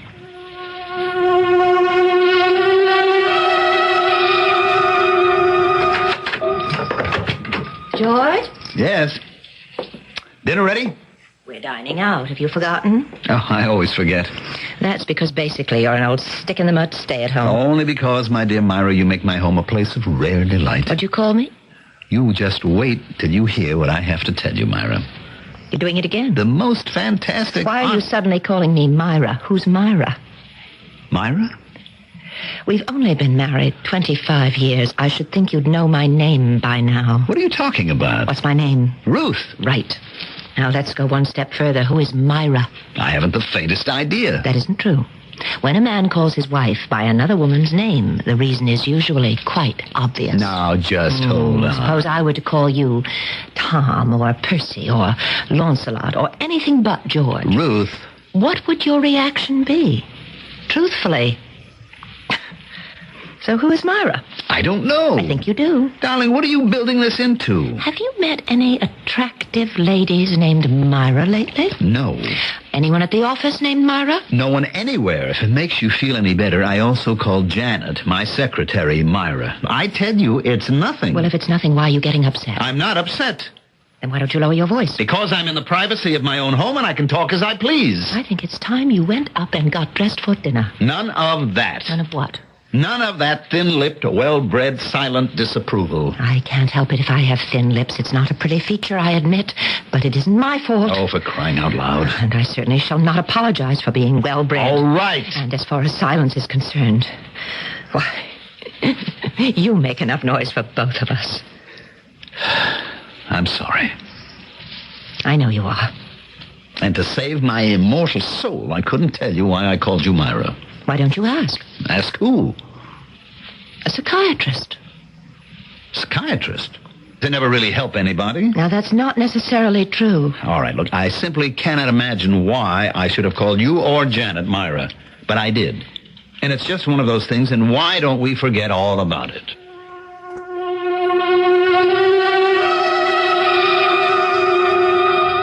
Actually, Doctor, it's a very minor thing. Is it? So small, so unimportant, I even hesitated to make an issue of it. Well, big or small, the fact that you've come to see me demonstrates you are making an issue of it. All right, I'll tell you why. It's a foreign body.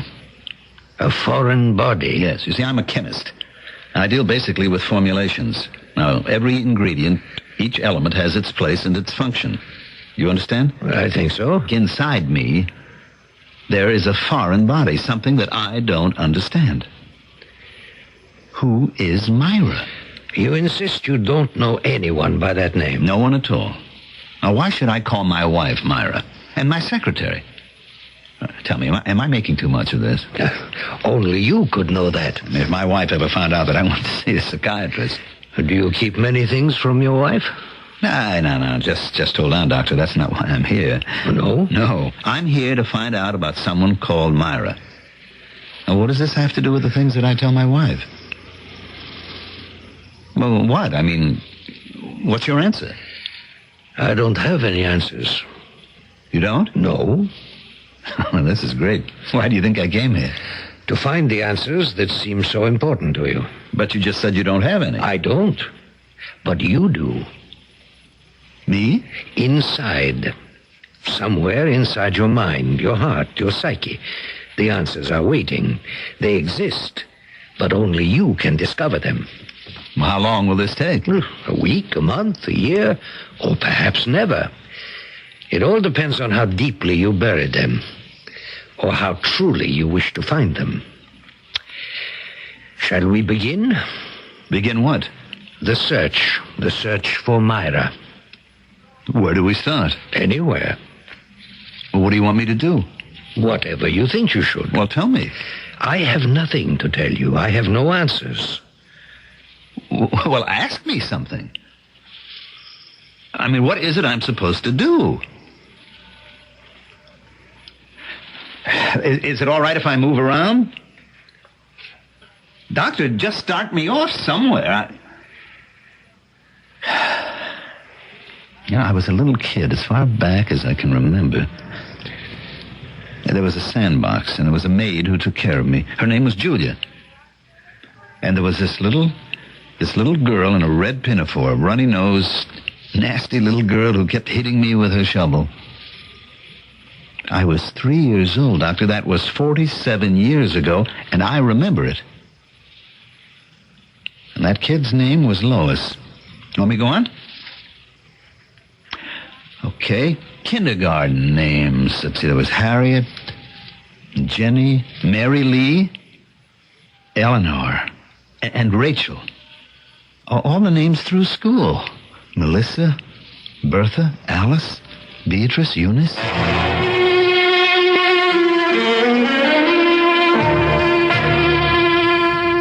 I didn't think it was possible.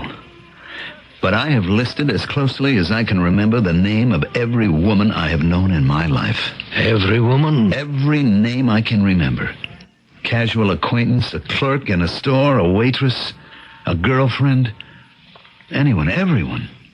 Those I may have met casually, those I knew intimately, those who were important, those I met just in passing, everyone. Except Myra. There is no Myra. I've racked my brain. She must come from somewhere. I've cut through the years.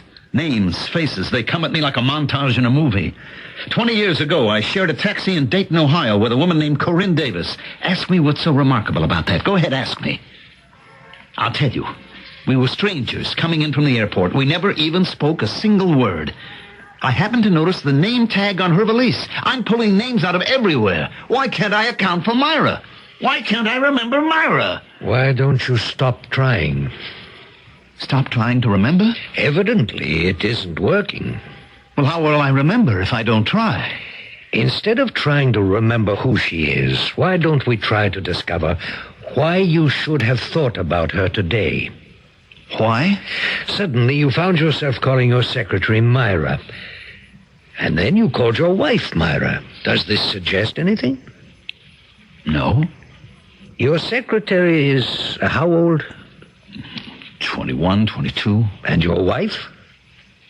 48. And you called both of them Myra. Was Myra a young girl you wanted to marry? I don't even know who she is. Marry and live with and grow older with? I don't know how to answer that. Myra is the woman in your life, maid and matron. I tell you, I don't know any Myra. You're not telling it to me. You're telling it to yourself. Why?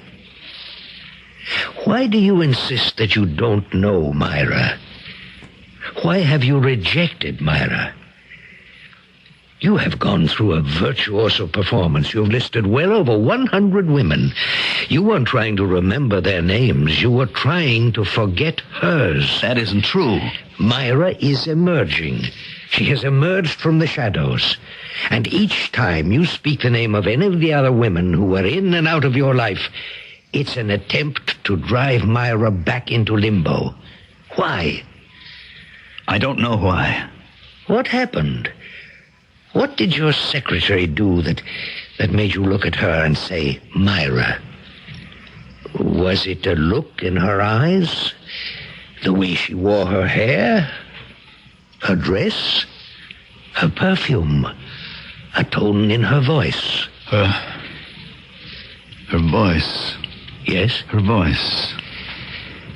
She said... I remember Myra said...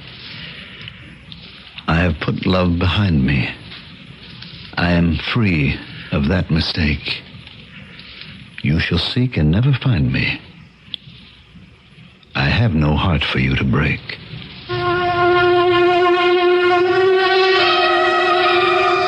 Myra? These were supposed to be the lines of an unknown poet, or so we were told when we heard them for the first time. Obviously, our friend George hasn't heard those lines for the first time. And if you're an old-timer on this show, or even a new recruit, you know perfectly well that Myra wrote them. But who is Myra? Ah, for this, we must all await the second act.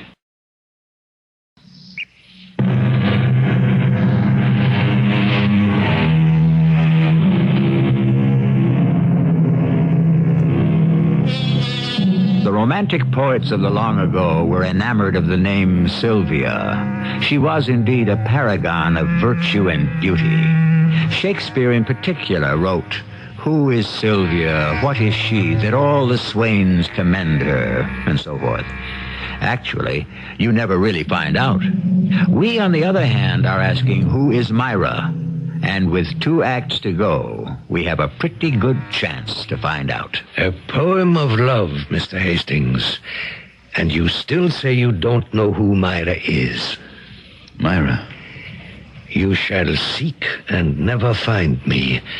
I have no heart for you to break. What does that mean? I don't remember, Doctor. But it did have a meaning once.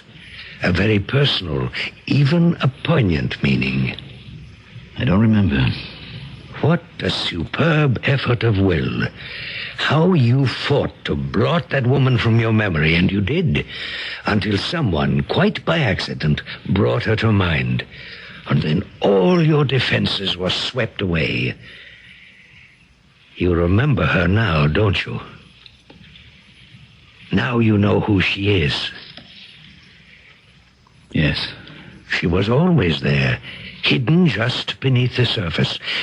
How you had to struggle to keep her out of sight. What a strain it must have been to fight, to forget her every day of your life. Yes. Yes, it was. Obviously, she's the one you loved, and still do. Yes.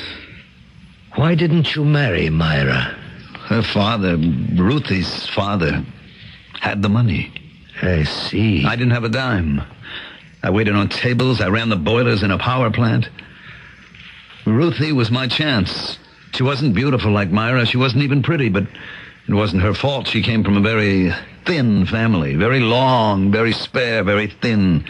But one thing about them wasn't thin. Her father's wallet.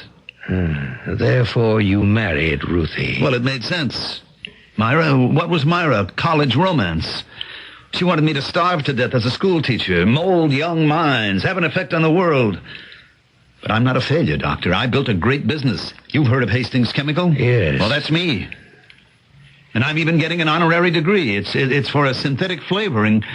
Well, that's also important, isn't it? Whatever is important to you is important. Well, it's even important for humanity. Now, what about Myra? Myra? Nothing. I've lived without Myra for all these years.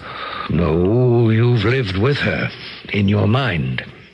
Well, I'm just going to have to face reality. Now that it's out in the open, I can just forget all about it. Thank you very much, Doctor.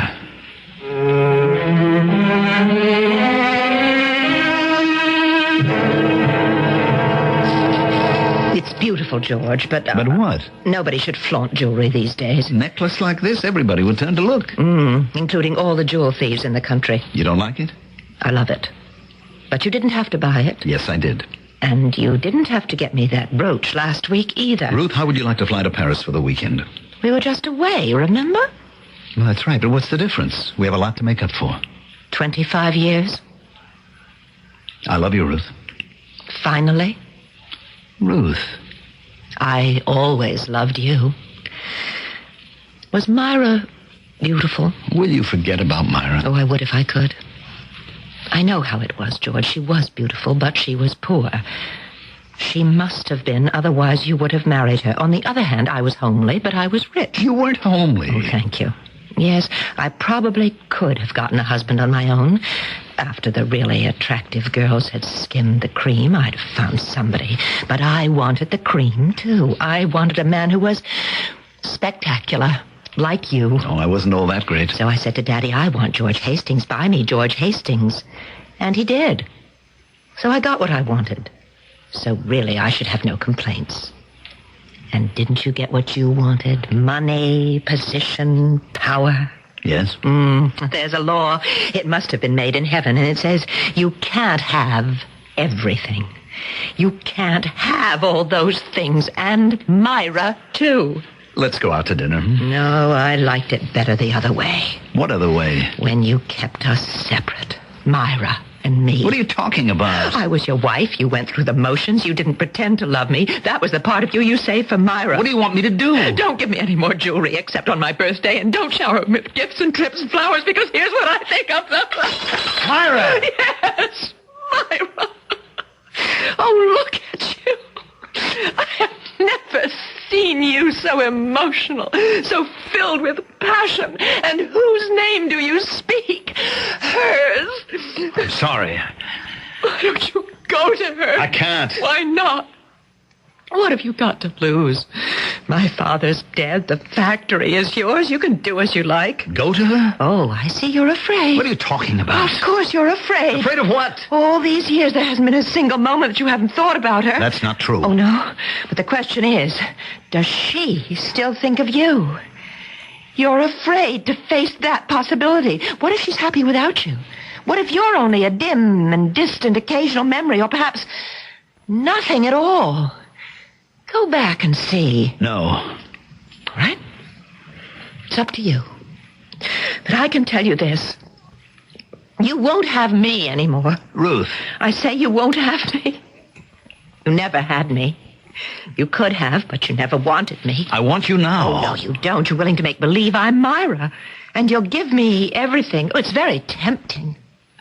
But I'm somebody, too. Don't leave me. How can I leave you? I was never with you. There was never any room for me. You were always with Myra.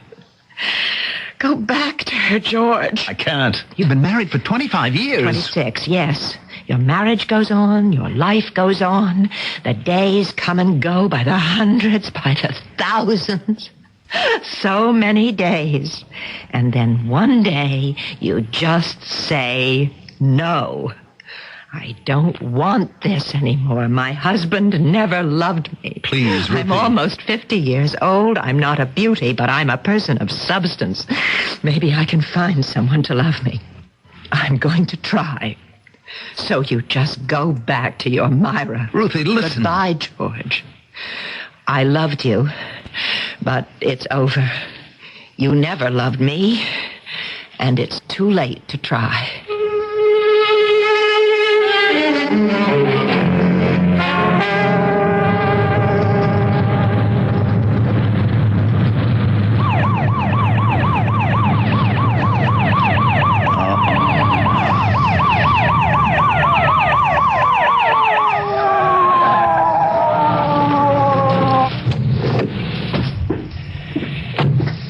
Sheriff. I guess I was pushing it a bit. I don't give a lot of tickets, but when I see somebody doing 80... It's Tom. Tom Calder's. George Hastings. Well, you might tear up that ticket for old time's sake. For old time's sake, I should give you 2 of them. Why, you still sore at me, Tom? May I see your license, please? Oh, come on. And your registration. All right. You know, Tom, it was almost 30 years ago. Well, I'll let you go this time with just a warning. Is that all you have to say to me? So you've come back. I wonder why. Maybe it's to make a statement. What kind of a statement? You and I both know what kind, George. Look, you had your chance, Tom, and she had her choice. She chose me, that's all. I can't understand why you'd come back here. I can't imagine who'd be glad to see you. Now, why don't you turn right, just up ahead? It's a new road. It's built in short time. A shortcut to the interstate. Go back where you belong, George. Look, this is also my hometown. Just don't expect anybody to kill the fatted calf.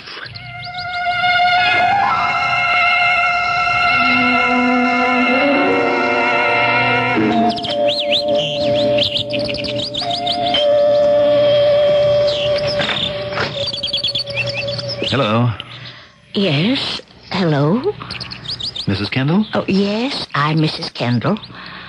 Don't you remember me, Mrs. Kendall? Are you selling something? No. Well, most people come by who want me to buy something, you know. Mother Kendall, don't you remember me? Well, I don't need very many things anymore. It's George. George? Yes, George Hastings. Oh, well, Tom Calder's will stop by and say hello. Maybe once a month, Harry Jones will cut the grass, trim things. I used to be able to do it myself, but I can't anymore. And I don't like to ask Myra. Myra? Oh, poor thing, she works so hard. She still lives here? Oh, yes. She isn't married or anything? Oh, no, she's taking care of her old mother. And you don't remember me? George Hastings? George Hastings? Oh, it's so hard to remember. Sometimes it's as if you're reading and suddenly the light goes out. You're in the dark and you can't see. George Hastings. I was going to marry Myra. Were you? Don't you remember? Oh, sometimes I remember everything, and sometimes I can't remember anything. And most things get so mixed up. Is Myra at home? Oh, yes. Would you ask her if she'd like to see George Hastings? George Hastings. George? Yes. Ask her if she'll see me. Well, why wouldn't she see you? After the way I treated her? George. Oh, a man like you can get away with anything. And you know why?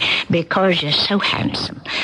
You know what I always say to Myra? It's a good thing you're my daughter because he's so good-looking. I'd try to steal him for myself. Do you really think she'd see me? Oh, George. After what I did to her? But it was only a silly lover's quarrel. But I left her. And you're back. You're here now. Does anything else matter? Come on inside. Why are we standing here? Now walk right into the parlor. And here's your favorite chair. Please, sit down. Thank you. And after a while, we'll have a glass of your favorite lemonade. Myra, will you come down? Myra? Did she answer, George? I'm so hard of hearing now. Myra? Yes, Mother? Come downstairs, dear. We have a guest. In a minute, Mother. Yes. I think I heard her. How is she? How is she? Why? How do you expect her to be? Well, it's been a long time. Yes. When you're in love, every separation seems to last forever, even if it's only overnight. Is she still beautiful? Well, why shouldn't she be beautiful? Hello? Hello, dear. You have a guest. Hello, George. Myra. Yes, it's Myra. You can't be Myra. Who else could I be? Well, you should be her daughter. Her daughter? Why do you say that? Well, you can't be Myra. You can't be a day over 21. But I am Myra. What happened to you? What happened? Or what didn't happen? Take your pick. What did happen to make her become younger? Or what didn't happen to make her grow older? Some women admittedly appear young for their age. But a woman of 50 cannot possibly pass for 21, especially without the magic of lighting, cameras, and makeup. But here she is, and here we are.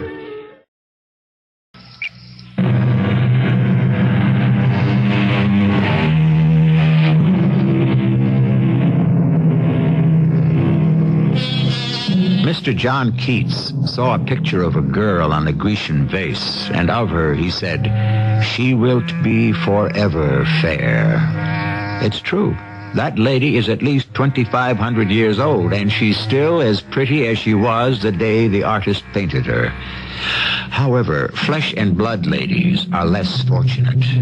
They grow older with every passing minute, and after a while they must show their years. Is it possible that the Myra Kendall who is 50 is exactly the same as the Myra Kendall who was 21? Now, why don't I just go inside and fix us some nice, cool lemonade? Myra? Yes, George. I'm Myra. I can't believe it. I knew you'd come back, George. I always knew it. I should never have left. Oh, yes, you should have. Don't say that. It was for the best. That other girl, what was her name? Ruth. Her father had the money to give you what you wanted. Now I know I wanted you. But you see, darling, the timing is everything. Had you chosen me then, you would have regretted it. Never. Oh, yes. You would have gotten tired of me. So you chose the money, and in time, you became tired of the money. And now instead of walking out on me, you're walking out on her. Myra. You wanted two things in this life. You wanted me, and you wanted wealth. And by choosing wealth first, you're now able to have both of us. Myra, why are you still so young? Young? Yes, you have the look, the freshness of a young girl. I'm always young to you, George. Always fair. Ever lovely. Age will never mar thy face. Only spring and early summer, thy everlasting living place. We are young. We live forever a dream of never-ending youth. We have sought and found the secret. Love is our eternal truth. Oh, you remembered. Why are you still so young? I'm only young in your eyes, George. You are in mine. I'm not young in my eyes. I'm 50, and I look it, I feel it. No, I'm not dreaming. I see you as I saw you on that last day. The day I left you. Everything about you. Look, the skirt you're wearing, it's the same. It is, isn't it? And the blouse. And it's still fresh-looking and new.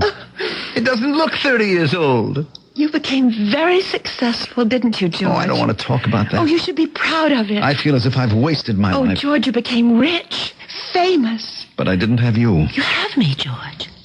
You have me. No, I've grown old without you. And look how young, how beautiful you still are. Why would you want me? Because I love you, George. After everything I did? Do you remember Professor Gordon's physics class? Do you remember? Professor Gordon. Physics? I took physics just so I could be with you.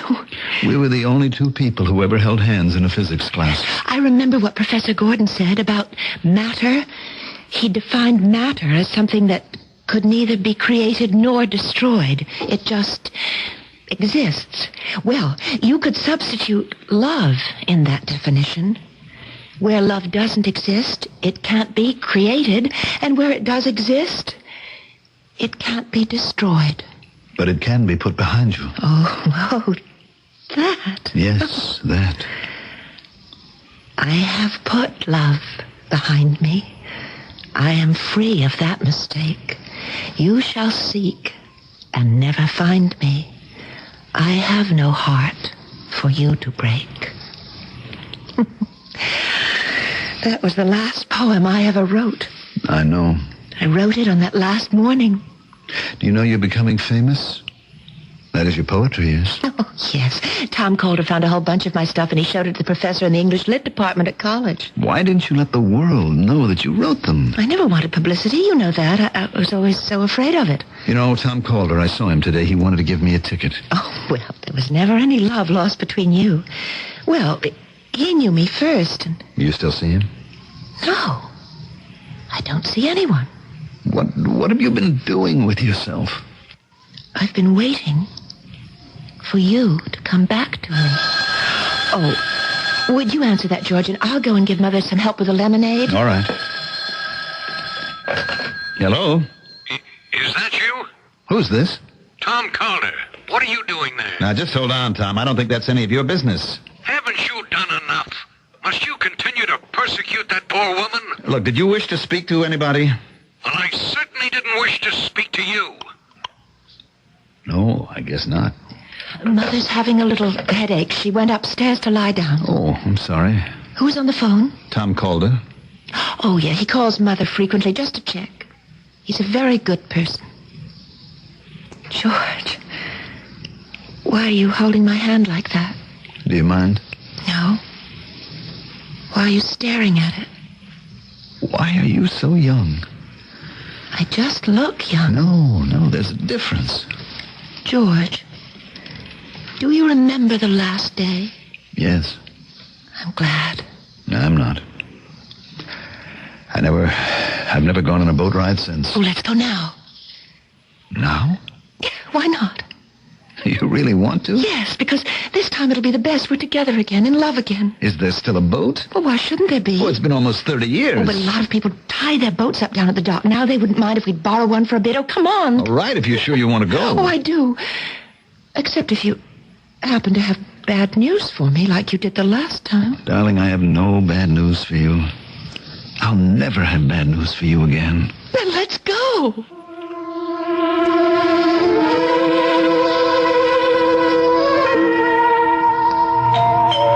Mrs. Kendall! Mrs. Kendall! Yes? Who are you? Mrs. Kendall, it's me, Tom. Oh, yes, Tom. I just stopped by to see if everything's okay. Oh, yeah, things are just fine. It's just that he's in town. He? George Hastings. Oh, George, of course. And I know he's been out here to see you. Oh, yes, he's been here. Well, that took considerable nerve on his part. Nobody could blame you if you just threw him out of the house. Oh, no, they were getting along so beautifully. Who's they? They? Myra and George. Myra? Well, certainly, Myra. But Myra... Well, what about Myra? Nothing. You were going to say something about Myra? No, I wasn't. Don't say that to me, Tommy Calder. I was your kindergarten teacher. I know you well enough. Now, what were you going to say about Myra? Don't make me say it again. Say what again, Tommy? What I had to say to you 30 years ago. Your hair turned white. You never got over it. What were you going to say about Myra? She's dead. Oh, she's dead, is she? Yes, Mrs. Kendall. She's dead. You may be a sheriff and wear a shiny silver badge and sport a gleaming nickel-plated revolver, but you don't know everything. I'm sorry, Mrs. Kendall. She died 30 years ago. Is that a fact? She went with George, and she fell out of the boat and drowned. It's quite a story. All these years, you just couldn't accept it. I'm sorry you forced me to say it again, because I'll never be able to prove it, but I know George killed her. He threw her out of the boat. Oh, poor Tommy. You say Myra's dead. She's dead for you because you could never have her. And you have to tell yourself that the man who took her away is the man who had to kill her. It's the truth. Yes, for you it's the truth. But if you want the real truth, Tommy, if you can face it, go up to the lake. The lake? I heard them say they were going there. Up to the lake. Go there and face the truth.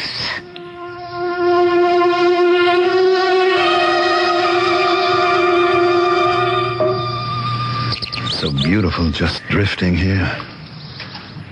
I'd forgotten what it was like. And you've come back to me, George. Yes.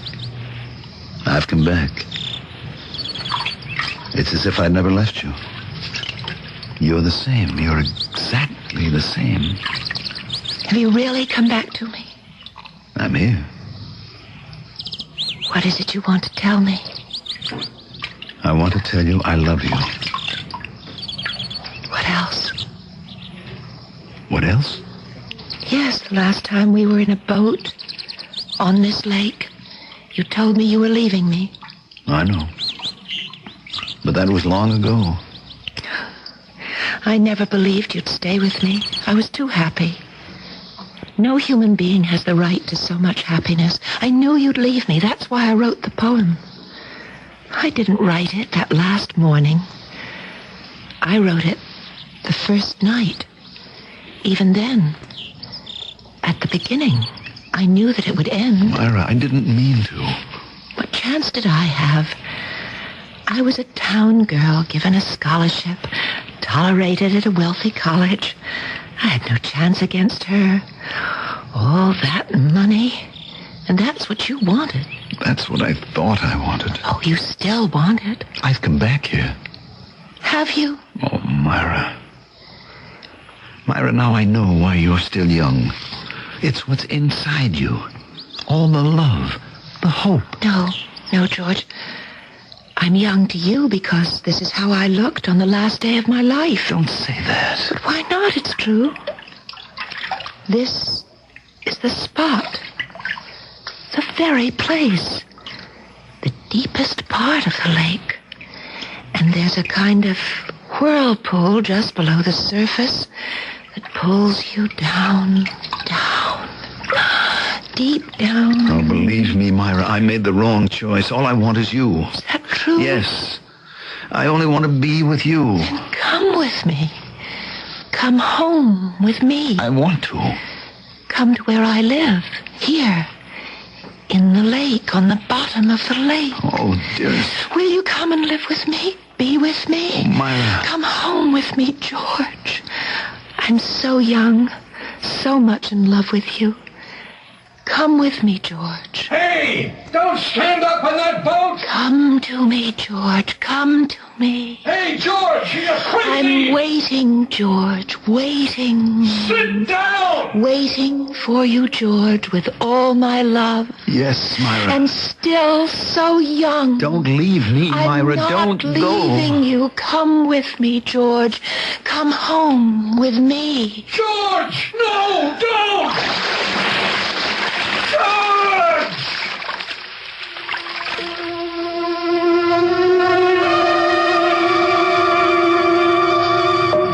And so he found Myra, finally, and just where he had left her. Because we are romantics at heart, we will let the story end here, at the last reunion of two lovers. For as the poet said, in the end, those who love will be together. Love is the only immortality. I shall return shortly.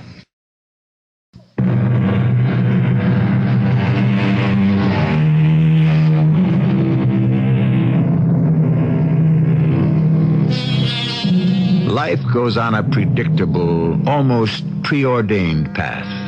Routine is the common lot of mankind. Every day, the same thing. And then, suddenly, someone says a single word, and the world is turned upside down. And in this case, the word is a name. And the name was Myra. Our cast included Mandel Kramer, Marion Seldes, Carol Teitel, and Court Benson.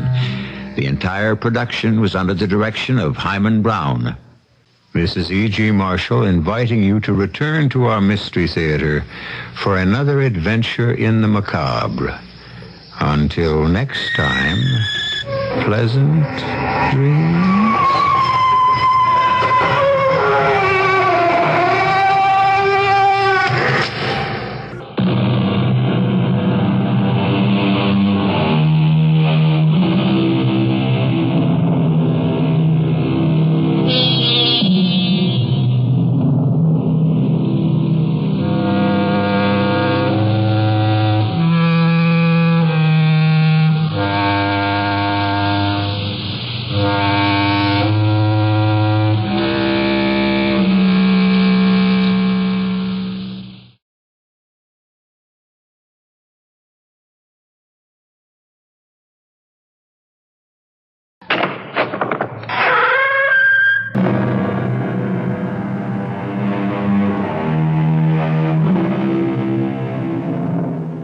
Come in.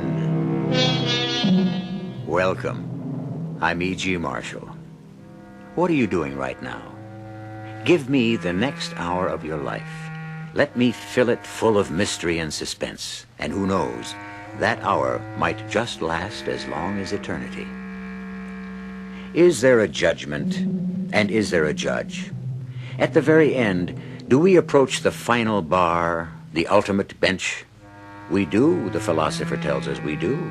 And sitting there, ready to put on the white cap or the black, is the severest judge of all. And from his judgment, there is neither appeal nor hope of reprieve. For this judge, this last stern arbiter of our fate, is the very person each of us was meant to be.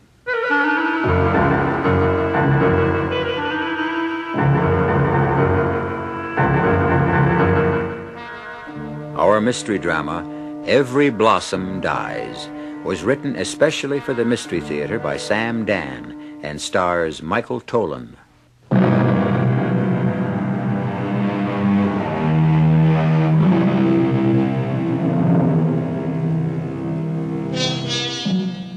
Why does the moth constantly seek the flame? Surely the moth must be aware of the ultimate consequence. The question will only permit two answers. A, the moth is driven by mysterious forces beyond our comprehension, or B, the moth is out to have a good time and simply doesn't care. Like so many moths, there are so many girls like Georgia Temple. Pretty, vivacious, fun to be with, smart, except for one little thing. They have atrocious luck with men. I wish I could go on talking about Georgia longer, because the moment I stop, she's going to be killed. But fortunately, none of us here may prevail against fate. What are you doing? Why are you pointing that gun at me? It's not a joke, Billy. I don't like it. Billy, don't look at me like that. Billy!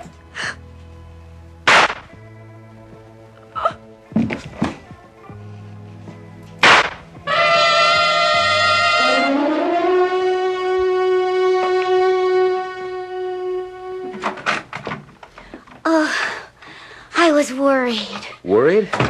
Oh, you're late for dinner. Well, is it the first time, Barbara? No.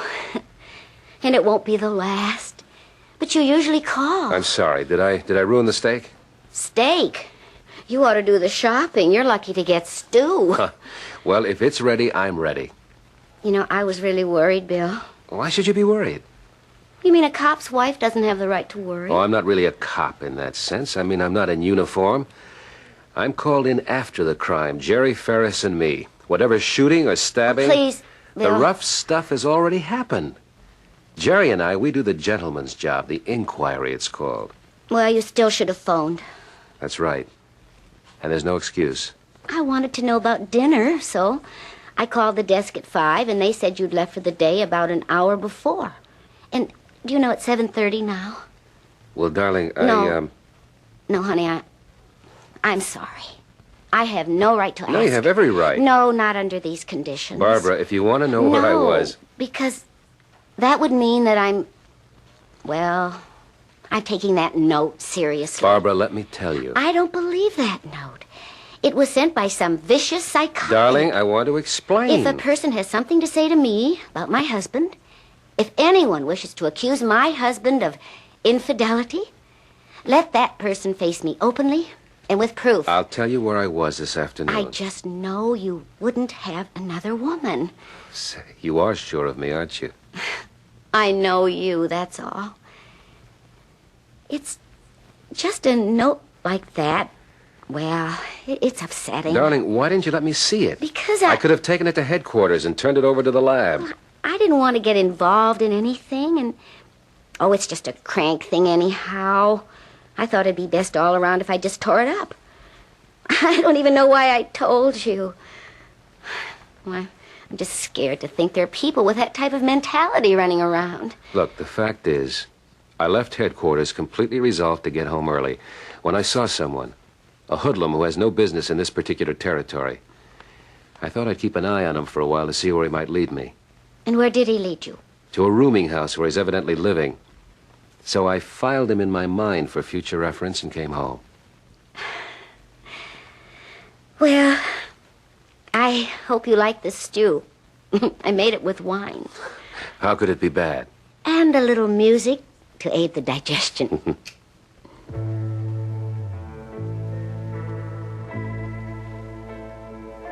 Do you mind? But I love it.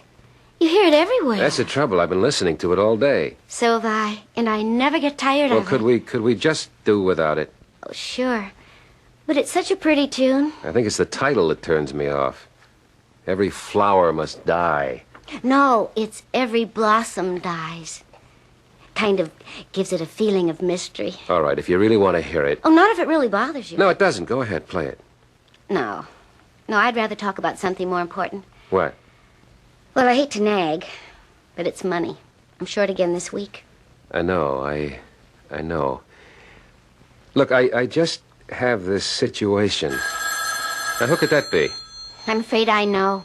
Jerry Ferris tried to reach you half hour ago. He left word to call him. Honey, why didn't you tell me? I did want you at least to have your dinner. Oh, well. Hello? Bill, saddle and ride. Not me, friend Jerry. I'm starting my 48 hours off. We got us a homicide. The address is 718 Hayes. You don't need more than 15 minutes to get here. Ferris. Yeah, I better run. Can't you just finish? No, dear. I don't even know what kind of homicide we're up against. I better get right over there. I'm sorry. Well, it isn't as if you didn't warn me before we were married. Look, darling, about that note... I've already forgotten about it. I wish you would, too. 718 Hayes. 718 Hayes. What, Bill? It's the address where I'm supposed to meet Jerry. That's northeast, isn't it? Yeah. Now, why should that address sound familiar?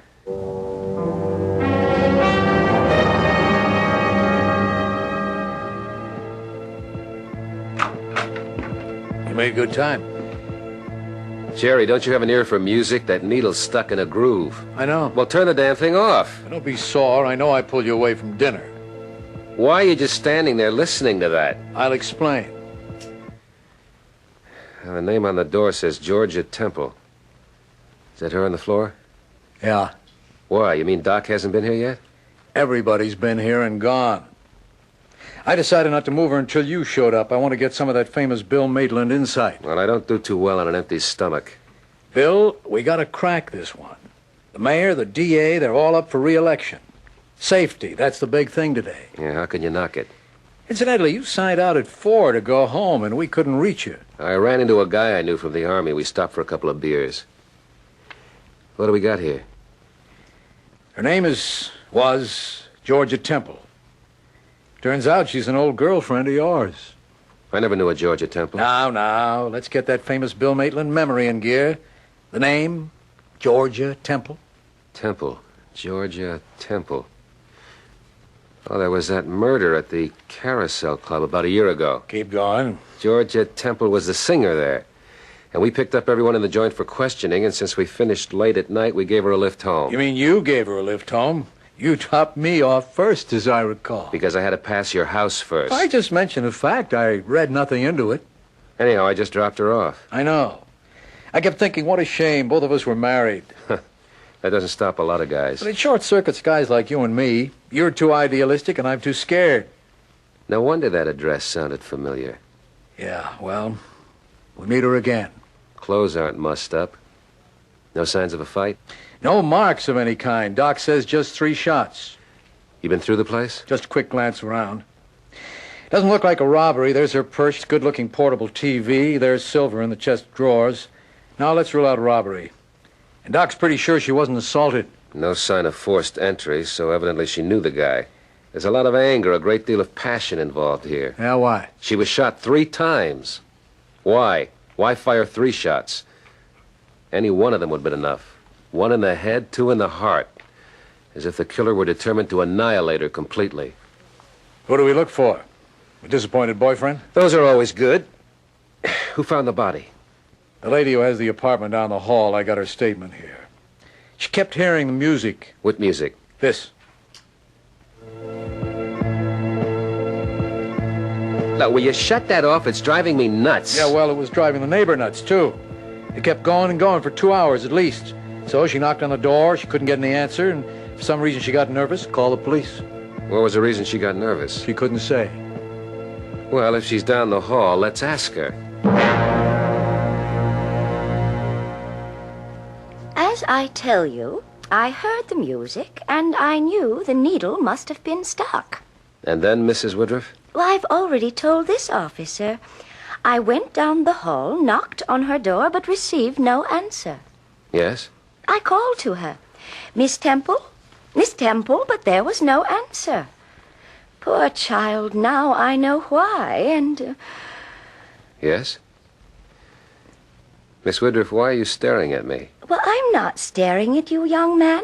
I'm sorry, perhaps I shouldn't have used that word, but it does appear that you are looking at me rather intently. I'm sorry. I do give that impression sometimes. But it doesn't do me any good to look at anyone in any way. You see, I'm blind.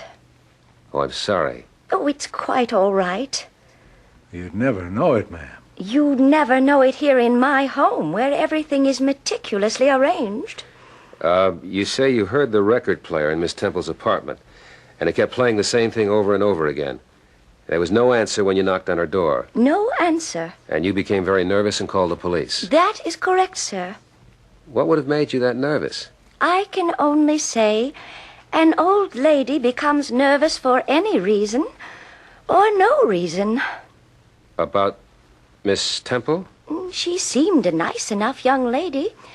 Of course, she'd only been living here a few months. I hear she was a singer. Yes? But she wasn't working. What did she do during the day? As far as I know, she didn't do anything. Although, well, I shouldn't say that. She did practice a lot. Voice, you know, and acting. You heard her do this? She had a tape recorder, and she'd work with it all day. Did she have any visitors? Well, I shouldn't say this. Say what? She had a gentleman friend. Who? I don't know who. He would come and go. I could hear them quarreling sometimes. About what? 2 things. Always the same 2 things. Money was the first. And the second thing? He was unwilling to divorce his wife. Now I know why I felt nervous. This time their voices had an especially ugly tone. There was anger. The man, did he have a distinctive voice? Well, I never heard it very clearly. It was always on the other side of the wall. What kind of voice was it? What kind? Well, I would say he had a voice that sounded very much like yours, Lieutenant. Very much like yours. If they say, physician, heal thyself, should they also say, policeman, investigate thyself? Well, there's such a thing as coincidence, and certainly we all know about circumstantial evidence. Right now, we only know that a girl named Georgia Temple has been shot to death in her apartment. We have no real evidence that could point to anyone. I'll be back shortly with Act Two.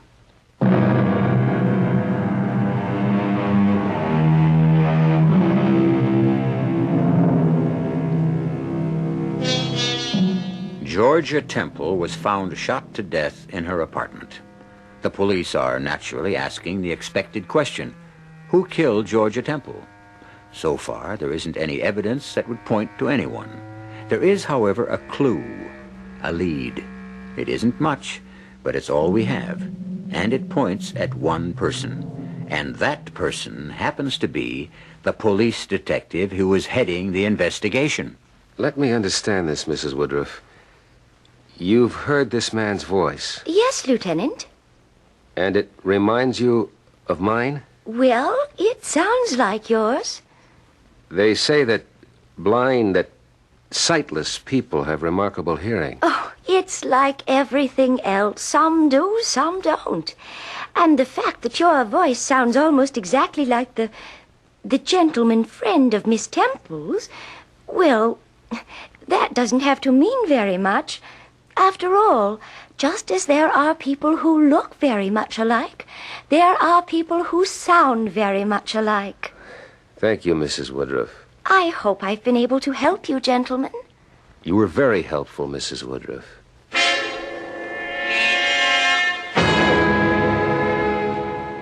Well, Bill, have we cracked this case this fast? Are you the killer? If she's willing to testify under oath that it was my voice.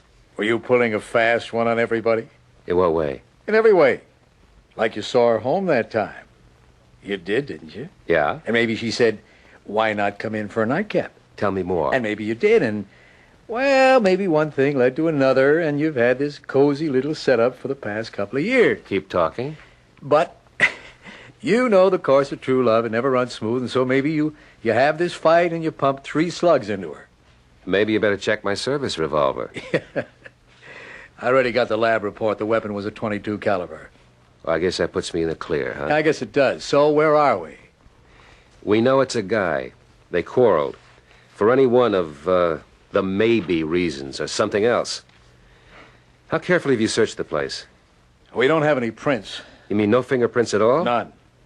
Not even hers? Not even hers. But her prints should be all over the place. After all, she lived here. Nothing. That means he took a rag and worked the whole apartment over.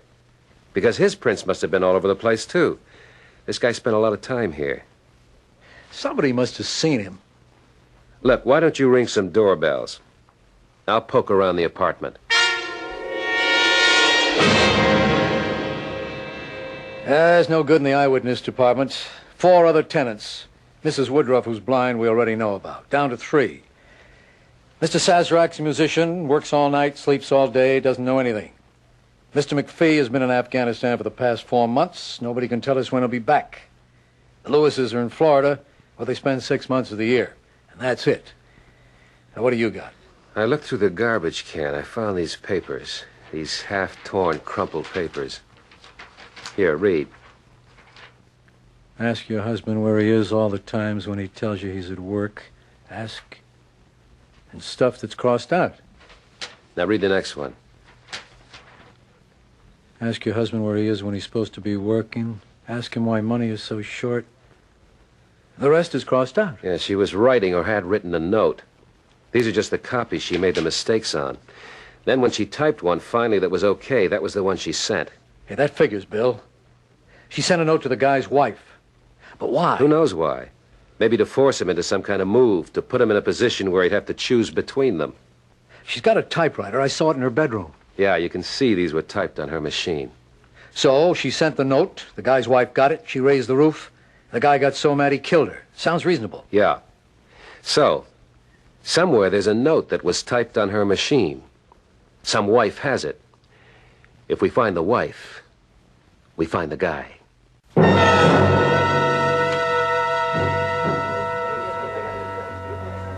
Say, I remember you fellas. You're the cops that was in the place the night we had that unfortunate situation. Tell us about Georgia Temple. Poor Georgia. Is that all you can say? Well, that about sums it up. Poor Georgia. She left here about a year ago. Did she go to another job? Mm-mm. No, I guess you'd have to say she retired. At her age? Well, that's what it came to. Seems she started running around with a guy. Who? Nobody knows who. Anyhow, she must have been nuts about him. She quit singing just 'cause he told her to. Why? I asked her. She said he doesn't want me to be an entertainer. He doesn't want to share me. So she quit. How did she live? He was supporting her. He must have been a man with money. No, not too much. Not the type that's got it to throw around. After all, she wasn't living in the lap of luxury. That's what she wanted. She could have done better. You think so? Oh, yeah. Oh, yeah, she was a kid who could have gone places. But you know, some gals, they just get tied in with the wrong guys. I guess you fellas see things like this every day. Maybe every other day.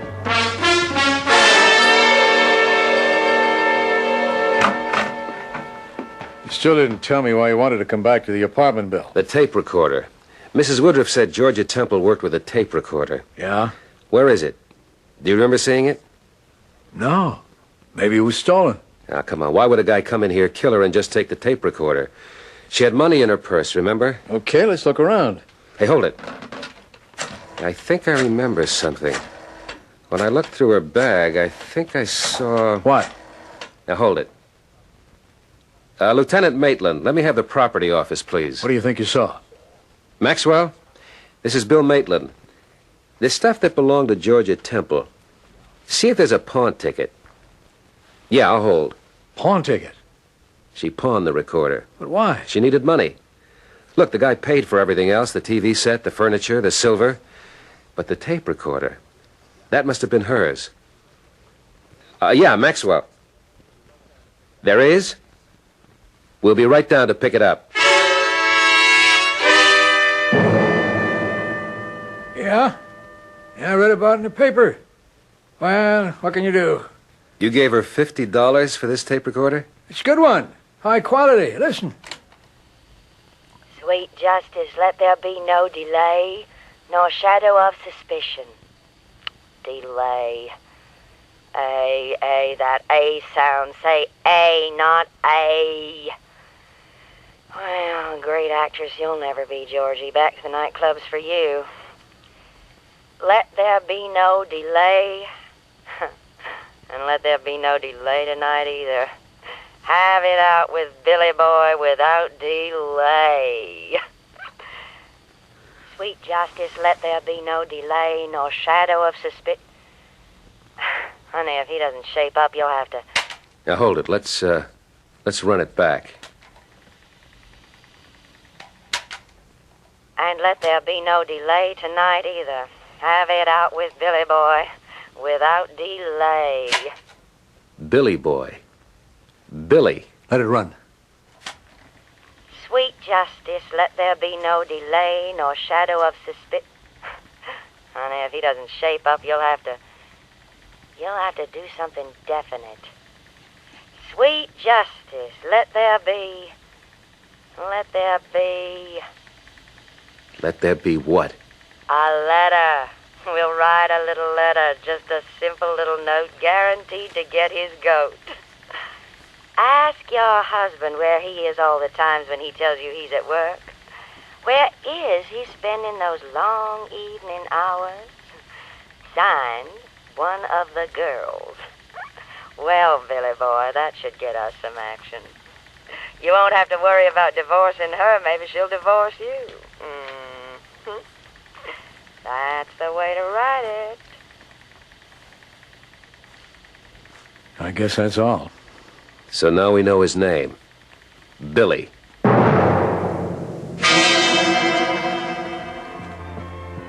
Every blossom dies.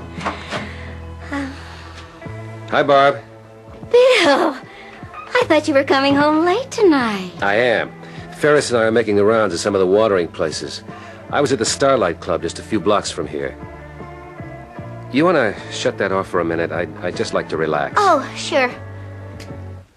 I don't know what there is about that song. It just... I don't know. It makes me nervous. I don't know why. I think you're working too hard. That's possible. You're probably killing yourself. I know, but that's me. How's the case? Inching along. Why were you visiting the saloons? Somebody must have seen that girl out with this guy. They had to go somewhere. Why do you say that? You're a woman. Would you be satisfied just to sit home and wait for your man and never get to go out? Well, I do sit around here most of the time, don't I? I'm sorry. That's how it is. No, it's just that this has been an unusually busy year. No, it's just that you're an unusually busy cop. Your own partner, Jerry Ferris, is home a good deal of the time. I know, I talked to Janet. But I'm satisfied. No, Barbara, you shouldn't be. It isn't right. If it's the way you look at your job, your responsibility, then it's right. No, I have another responsibility, and it's just as important. You. Bill, I don't mind. And I do understand because I love you. And I want you to be happy in your work. We're going away. Just as soon as this case is in the bag, I'm taking my leave. Do you realize I've got a whole month coming? Are you sure you And want... do you know where we're going? We're going to Europe. Europe? Oh, Bill. Oh, how can we even talk about it? You yourself said money's very tight. Yeah, but I think I'm out from under.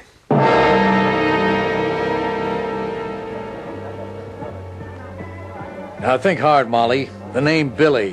What does it mean to you? Not a thing. She never spoke about a guy named Billy? Nope. You knew she was going out with a guy? Yep. Billy means nothing, huh? Not in connection with Georgia Temple. Well, not to me, anyhow. Jerry, let's get out of here. You come across anything in your travels? Nothing. Molly, don't they ever play any other kind of song in here? I like it. Where do you want to go now, Bill? Back to the apartment. Again? Yeah. Let's start all over. I think I see the trail that will lead us straight to the killer.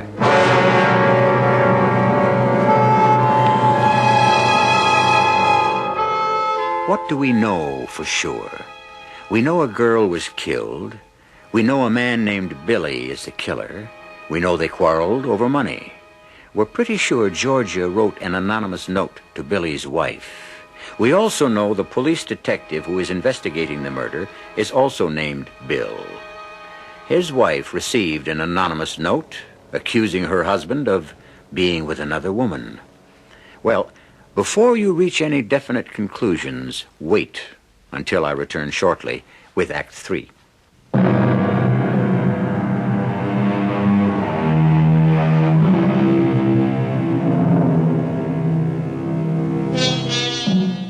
The great French writer de Maupassant wrote a fascinating short story. The man was a professional knife thrower. His wife was his partner. He threw the heavy, sharp knives at her outlined form on the board. The slightest error of judgment on his part would mean death for her. But the audience was unaware of the real drama on the stage. She was unfaithful to him. He knew it. She even taunted him. Why? Didn't she know that he could have killed her by accident? Ah, but she knew a great secret. He was an artist. He could not deliberately make a mistake. So, she was safe. Why do we tell you this? What is the connection with our story? Well, don't you want to do any of the work yourself? You still haven't told me why you wanted to come back to her apartment. We picked it clean. We found everything that was here. Okay. Now let's look for what isn't here. Like what? The lab says she was killed because she was shot 3 times. It was a .22 caliber pistol. Yeah? Where's the gun? Well, it would have been great if the guy had left it here, but as you well know, killers aren't usually that considerate. No, I don't expect him to leave the gun. But what should have been here that wasn't? And they should have been on the floor. The shell casings. You fire a pistol, the shell cases are ejected. Now, would the guy stop to look for him and pick him up? Not likely. No, but for our guy, it is likely. Smart, capable killer. No mess, no fuss. He picks a weapon that makes hardly any noise, just a crack that could be an automobile backfire. No panic. He cleans the place from top to bottom and does away with all his prints. That's right. There's not a trace of him here. Another thing. Notice this closet. It's empty. Would a woman have an empty closet in her house? Never. So what does it mean? Means he kept some clothes here. That's right. And he removed all traces of them. And of himself. Well, we kind of knew all this about him, Bill. How do we move ahead? What did he do with the gun? He got rid of it. Right. He wouldn't keep that gun 5 seconds longer than necessary. He knows he has to get rid of that weapon. But where? Okay, where? You're this guy. You just killed her. You've got the gun. You go to your car. You drive off. Now, just 900 yards from here is the bridge over the Westland River. A very deep, fast-flowing, murky body of water. So you stop the car. Is there a better place? You know, Bill, you say this as if you can actually see it. It's just a question of putting yourself in the killer's place, that's all.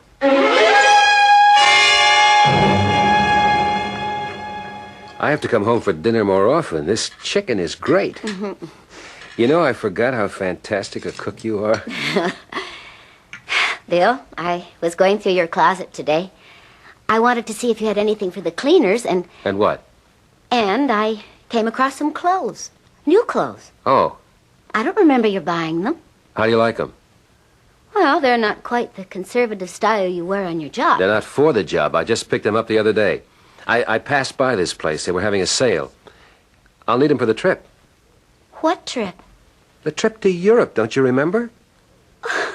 Do you mean you were serious? Sure. Why do you think I bought all these clothes? Well, then we are going. Look, tomorrow you go shopping. Oh, Bill. Can I depend on you to get yourself a complete wardrobe? Oh, Bill, I'm so happy.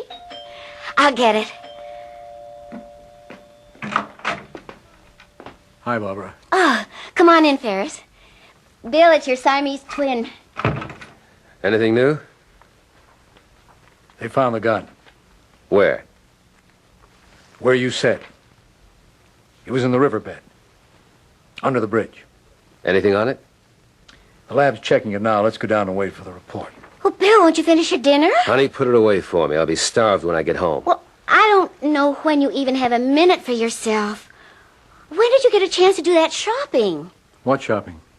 You mean you boys have secrets from each other? Come here, I'll show you. How do you like that snazzy new wardrobe your partner picked up? It's not bad. When'd you buy all these? Simon Legree, you gave him some time off the other afternoon, remember? No, I don't remember. Now, we were checking out places where Georgia Temple might have been seen with her boyfriend. You and I'd split up. I passed by this store and did a little shopping on the city time. As if the city doesn't owe you more time than it can ever pay you for. Well, don't look at me. We better get downtown and check out the story on that gun. Ballistics establishes this little baby is the gun, all right. What about the serial number? Take a look. It's been filed off. It can't be filed off completely. Lab can always find a trace. This guy knew what he was doing. Yeah. Well, I don't know about you, but I'm stuck. I must be losing my grip. Come on, Billy. Look at how you carried the case this far. You mean we? No, you. We'd be at ground zero without you. You found out about the note. You found out about the tape recorder, which gave us his first name. And you figured out where to look for the gun. That was great police work. It's just routine police work, Jerry, and what does it mean? Now I'm stuck.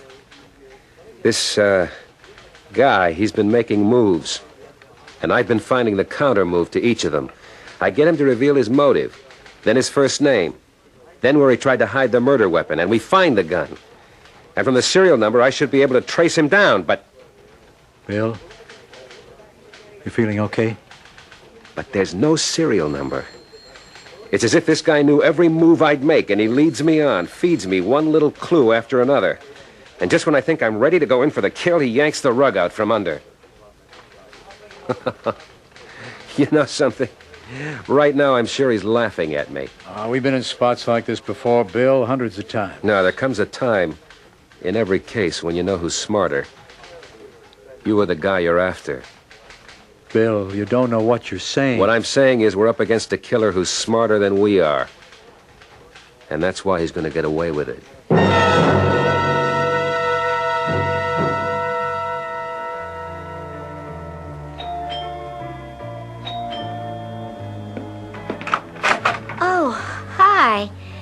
Jerry, Bill's left already. I know.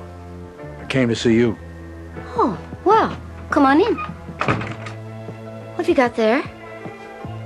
It's a portable typewriter. Oh. Well, can I do something for you, Jerry? Well, you'll have to answer a question, Barbara. My, you sound serious. I should. It's a matter of life and death. Barbara, did you get a note? A typewritten note suggesting that Bill might be seeing another woman? What are you talking about? I said it's a matter of life and death. No, it's a matter of my own personal and private business. The note was written by a girl named Georgia Temple. Georgia? You mean the one who was murdered? Yeah. Well, but what would that have to do with... Barbara, you did get the note. How'd you know? It's the only thing that makes sense. The only possibility left. Why would she write me a note about Bill? I said we have to help him. Help him? Do what? Get the killer. You see, right now, he's stuck. He needs a hand. He needs a clue. When we first came across the idea of the note, he said the note. Some wife has it. If we find the wife, we find the guy. But I destroyed the note. I have Miss Temple's typewriter. Oh, you're trying to frame him. What makes you think I would help you? Barbara, he killed her. No. No, I don't believe you. You're talking about Bill. I know, but not your Bill, another Bill. I don't understand a word you're saying. Please, Barbara, Bill is two people. Two? Yes. One is the hard-working, brilliant detective, your husband, the guy who loves you. The other is a wild kind of guy who lives in the same skull, but nobody ever knew about him, not even Bill himself. And suddenly this guy broke out.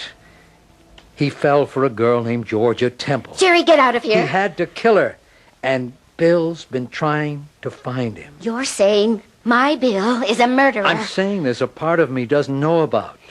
It all comes down to one thing. He's the killer. Yes, he's the killer. Say it that way. But he's blocked it. It's gone from his mind. Jerry, what am I going to do? Help him. Help him find the note. He'll do the rest. Barbara, it has to be done.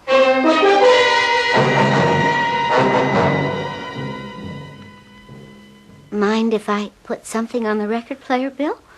No, of course not.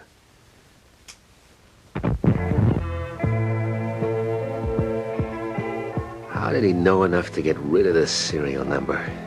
What are you saying, darling? He knew enough to file it down all the way. I would have had him. Why do I see it so clearly? Actually, it's the way I would have done it myself. But I'll get him. He left something loose. He couldn't have tied everything up. Barbara, don't you hear that thing? It's stuck. Well, if it bothers you, turn it off. Well, that silly thing bothers me even when it isn't stuck. Every blossom dies. What a name for a song. Well, turn it off, honey, if it bothers you so much. All right, I will. Did you, drop this piece of paper on the floor? What piece of paper? Here. Huh? What does it say? It says, Dear Mrs. Maitland, ask your husband where he is all the times when he tells you he's at work. Where is he spending those long evening hours? Hi, Bill. I think I found a new lead. Forget it. We just won the whole ball game. We found the note. Oh, Bill. Note? The note Georgia Temple wrote to the guy's wife. Remember what we said? Find the wife and you got the guy. Yeah. We got the wife. Dear Mrs. Maitland. Her husband's the killer. Her husband. Yes, Bill? But I'm her husband. Yes, Bill. No. No, I didn't kill her. I didn't kill her. Bill, tell that to Detective Lieutenant Bill Maitland. Tell the detective you didn't kill her. Oh, Bill. Barbara, I didn't. How could I? I don't care, Bill. I'll stay with But you. I didn't. You see it now, Bill. Bill, can you?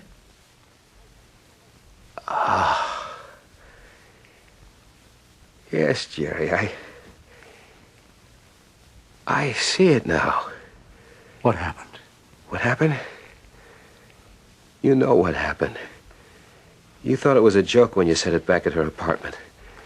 I thought it was a joke. You said, did you take her home that night? And did she ask you in for a nightcap? And did one thing lead to another? Well, yes. It did. It did. But a thing like that, it was wrong, and it kept getting worse, and I couldn't face it anymore.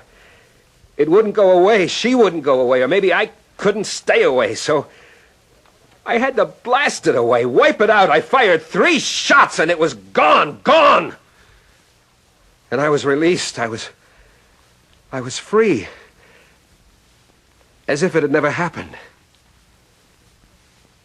Lieutenant, we've got all the evidence. Do you want to bring him in? Jerry,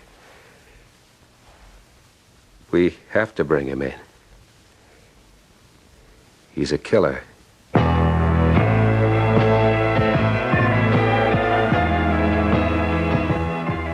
Temporary insanity was the way it finally wound up legally. Bill is no longer a cop. He had undergone a long period of treatment, and he and Barbara live quietly together now. Bill's life isn't very exciting, but it has other satisfactions. At least, Bill knows who he is.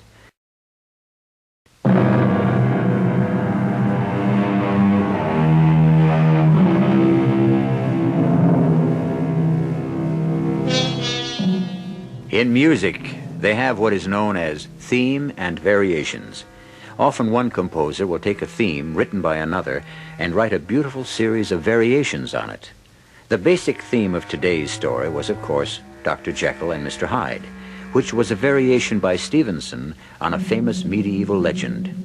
Jekyll and Hyde, a famous partnership which only requires one person, and you find it so often in almost everyone. Our cast included Michael Tolan, George Petrie, Catherine Byers, and E.V. Juster. The entire production was under the direction of Hyman Brown. This is E.G. Marshall inviting you to return to our Mystery Theater for another adventure in the macabre. Until next time, pleasant dreams.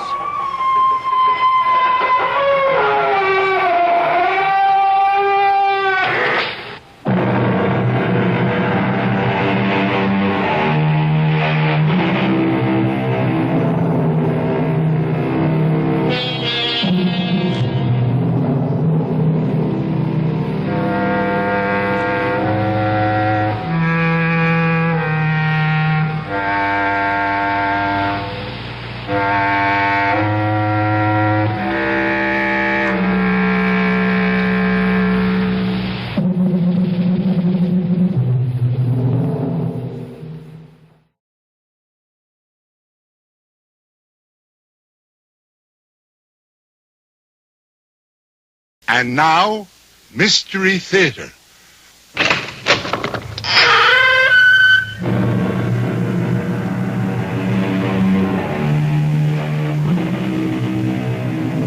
Come in. Welcome. I'm E.G. Marshall. Fear, it may be said, is a malignancy which, once the seed is sown in the human soul, spreads like a voracious and all-consuming fungus throughout the psyche, smothering it at last in death. No one knew this better than the justly celebrated author Robert Louis Stevenson. No one has ever expressed it more vividly, more frighteningly than he in his story, The Suicide Club.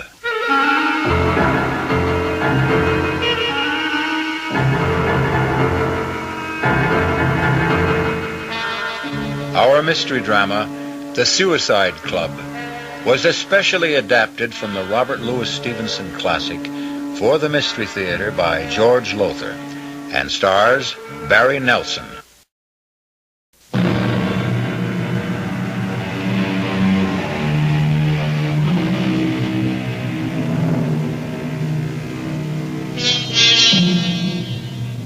compulsion. What is it?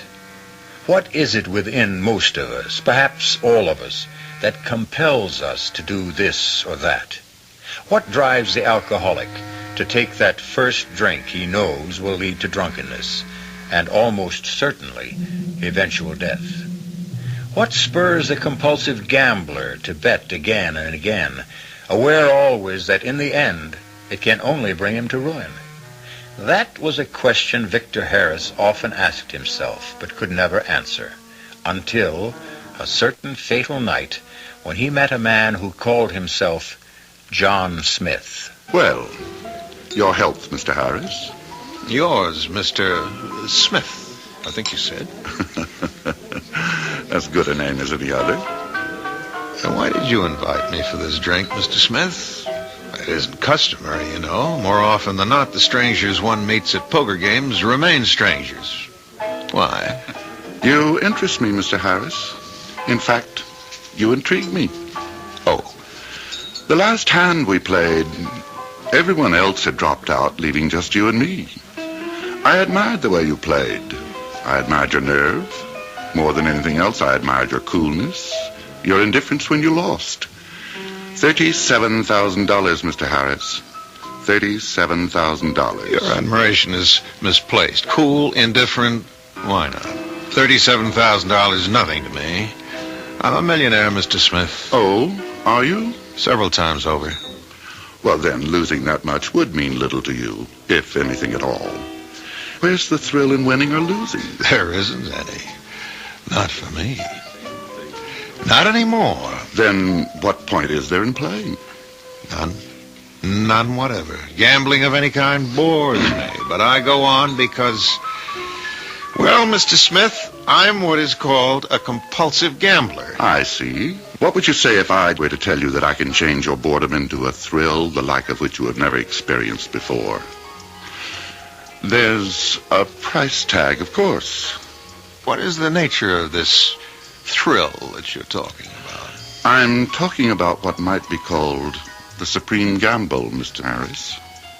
The supreme gamble? Yes. That sounds like a matter of life and death. It does, doesn't it? Is it? You're a gambler, Mr. Harris, and a compulsive gambler at that. I think you'll be willing to gamble an hour or two of your time to find out. Here's my card. I'll be expecting you at this address tomorrow night. 7:30 sharp. Suppose I don't show. Why, then, you'll never know what the supreme gamble is, and you'll go on being bored.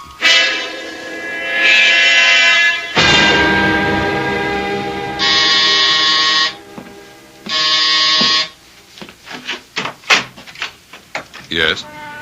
My name's Harris. Victor Harris. I believe Mr. Smith is expecting me. Yes, he is. Come in. This way, Mr. Harris. Mr. Victor Harris, sir. Thank you, Lucas. Good to see you again, Mr. Harris. We'll join you in a few moments, Lucas. This, Mr. Harris, is the game room. In this room, every night, Saturday and Sunday excepted, the supreme gamble takes place. But what is the supreme gamble? First, tell me what you see. Why, a room. Large room, tastefully and expensively decorated in 18th century style. And that large round table covered with a green cloth looks like a card table. That's what it is. And the people in evening dress, men in black tie, women gown, all drinking champagne. Their faces. Look at their faces. Look closely.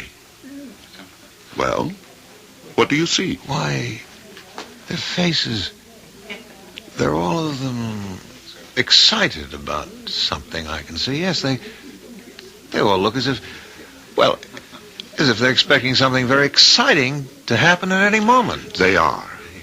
But not at any moment. Not until 8 sharp. What happens at 8 sharp? That you'll find out at 8 sharp. In the meantime, let me introduce you to one or two members of our club. Oh? It's a club? Yes. A very select club, Mr. Harris. Oh, Mr. Malthus, may I introduce Mr. Harris, a new member? How do you do? How do you do? Correction, though. I'm not a new member yet. He will be, Mr. Malthus. He will be. See you a minute, Director. Of course, Lucas. Excuse me, gentlemen. Lucas called Mr. Smith director. Yes, we all do. He's the director of our little club. I see. Mr. Malthus, what kind of club is this? You don't know? No. Then why are you here? To tell you the truth, I'm not exactly sure, except... Well, Mr. Smith, your director, promises I'll experience the thrill of my life, the supreme gamble, he calls it. It is that, Mr. Harris. These people, you're here because you like to gamble? Oh, no. No, not at all. I don't in the least like to gamble. No, I'm here because I'm a coward. A coward? What do you mean? Just that. I'm a coward. I'm afraid of... Well, I see you two have become acquainted. But I'll take our new guest away from you now, Malthus. I see Iris Lorne sitting all by herself as usual. Come along, Harris. I'll introduce you. Wish me luck tonight, Director. I do indeed, Malthus. I do indeed. Iris, let me introduce our latest member, Mr. Victor Harris. I'm not a member, Mr. Smith. Director. Call me Director from now on. No offense, but I'll call you what I please until I am a member, if I am. I doubt that you will be, Mr. Harris. Why, Iris, what do you mean? Just what I say. He doesn't look like one of us. Oh, but he is. In a different way, for a different reason. I'll leave you two together. I've got to prepare a fresh deck of cards. I don't think I got your last name, Miss, or Mrs. Miss Iris Lorne. Well, you said that I don't look like one of you. You don't. Where's the difference? Your eyes. In your eyes. That seems to puzzle you, Mr. Harris. Look into my eyes. Look deep. What do you see? Sadness. Yes. Great sadness. The sadness of death. Death? I'm dead, Mr. Harris. I've been dead for years. Well, I'm afraid I don't understand. Ladies and gentlemen, your attention. It is time. Gather around the table, please. Our director will now deal the cards. To Mr. Cranes, the two of hearts. To Mr. Shaw, the 8 of diamonds. Mrs. Harper receives the 4 of clubs. Next card to Mr. Burke, the 9 of spades. Miss Russell this time.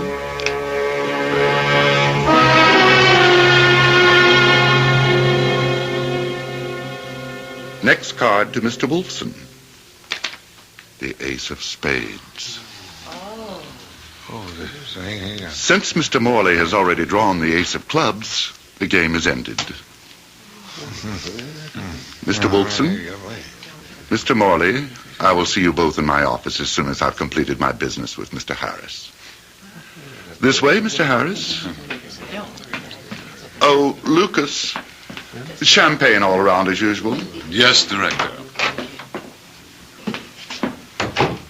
Well, sit down, Mr. Harris. Drink? Thanks, no. Just tell me, what's this all about?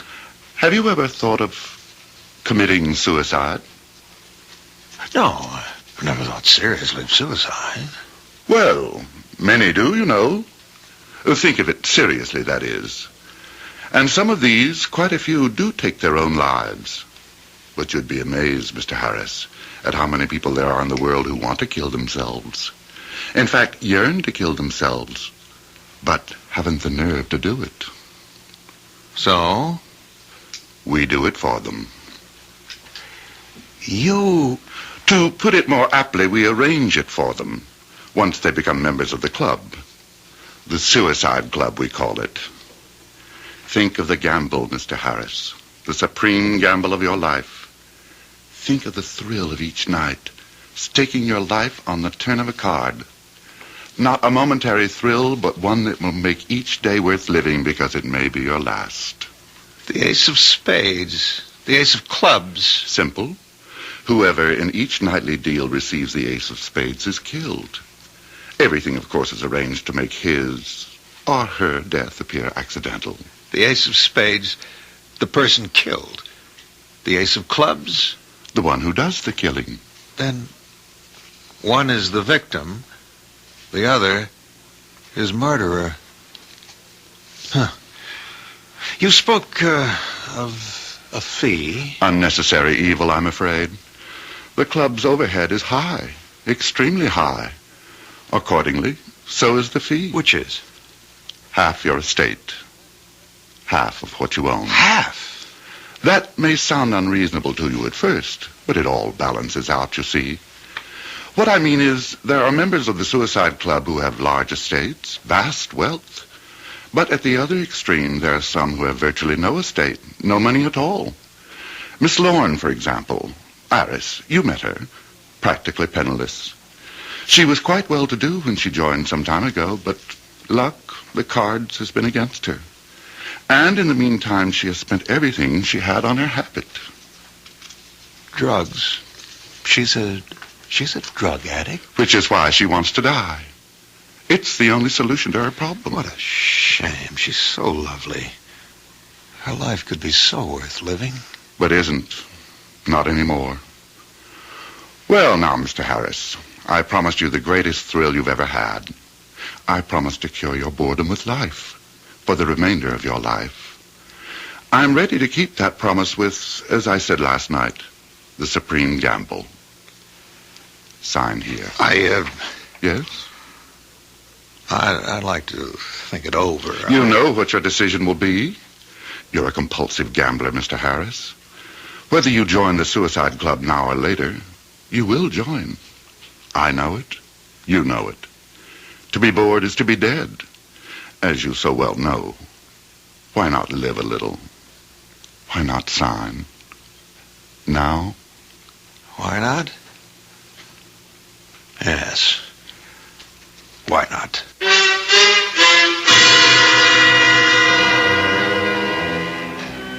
Compulsion, psychiatrists say, is another word for decision. Deep in the very core of his being, a person has made a decision that gambling, drinking, whatever may be ruining his life, is somehow necessary to his happiness. Well, we shall see when I return shortly with Act 2.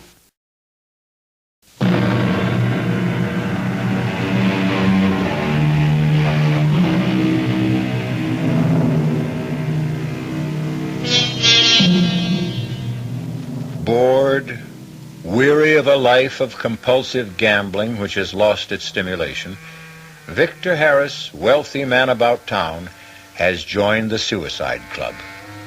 Other members have joined because they want to end their jaded lives but cannot bring themselves to do so, and so it must be done for them. Victor's reason is different.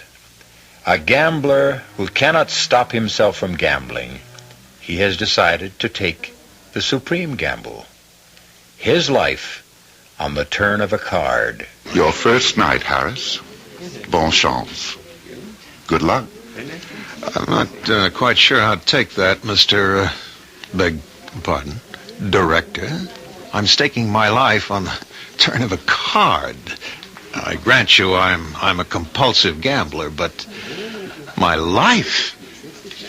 I wasn't quite prepared for anything like that when I came here for the first time last night. I hope you're prepared now. We play in less than 5 minutes. Why not wander about, become better acquainted with your fellow members? I'll do that. Oh, and by the way, it's customary for new members to order champagne for everyone. Oh? Well, I'll be more than glad to. Lucas, champagne all around. On Mr. Harris. Yes, Director. See you at the table, Harris. Yes. Miss Lorne, may I join you? Oh, Mr. Harris, please do. So, you did join? Yeah, even though you said that I wouldn't. I didn't say that. I said that you shouldn't. But even when I said it, you had no choice. No choice? Once you accept our director's invitation to pay this place a visit, you've had it. There's no turning back. No way. Why not? You'll find out. I did. What do you mean? He doesn't run this place for kicks. Or maybe he does, in a way. But what he's really after is your money. And according to the grapevine, we have one here, too. You've got plenty. Well, according to the grapevine, you have none. You're penniless. Now, yes. I was worth well over 100,000 when I joined almost 6 months ago. And? Oh, well, a lot of it, I don't know how much. I don't keep count. Went for heroin. Well, of course you know I'm on dope. Yes. And I'm sorry. You? Sorry? For me? You're hooked as badly as I am. On gambling, they say. I'm afraid that's the truth. A habit. You can't kick. Just as I can't kick mine. Look, Miss Lorne, Iris, if I may. I made a decision to join the Suicide Club last night. I can make the decision to leave it, too. Can you? Well, of course I can. Why do you say, Ladies and gentlemen, your attention. It is time. Gather around the table, please. Our director will now deal the cards. The tray of spades to Mr. Dowling. For you, Mrs. Cranes, the 4 of clubs. For Mr. Malthus. For Mr. Malthus, the ace of spades. Oh. I've won at last. Mr. Malthus. I've won. Mr. Malthus, remember the club rules. Control, Mr. Malthus. But Control. I've won. This will be my last night on Earth. After all this time, my last night. Mr. Malthus. I beg pardon, Director. I truly beg pardon. Let us go on. Mr. Robinson, 8 of diamonds. Miss Feitzen, 2 of spades. Mr. Whalen, 9 of hearts. Mr. Harris? Ah, Mr. Harris, your first supreme gamble. Yes. What card shall it be, do you think? Here it lies on top of the deck. What shall it be? Well, it can't be the ace of spades. True. Well, what is it? I don't know. I haven't looked. Enjoy yourself, Mr. Harris. Feel the excitement of not knowing. Live the supreme thrill of wondering. What is this next card? Turn it. Why don't I put it aside and draw the others? Turn that card. As you wish. It's a club, Mr. Harris. The ace of clubs. Oh. Mr. Malthus, Mr. Harris, you will join me in my office in 5 minutes? I'm no murderer. You wanted a thrill you're about to find, I'm afraid.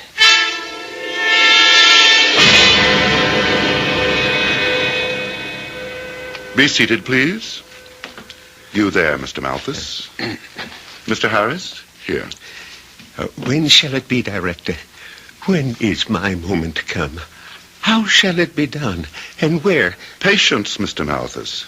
Patience. Your suicide will take place tonight at approximately 10:30. Is that satisfactory? Oh, yes. Yes, indeed. Good. Now, here are your instructions and a map to go along with them. This straight line represents the Uptown Express platform of the IRT subway at 42nd Street. Yes. This arrow indicates the direction from which the Uptown Express train will come into the station. At 10:30 tonight, you are to stand at precisely this spot that I've marked with an X.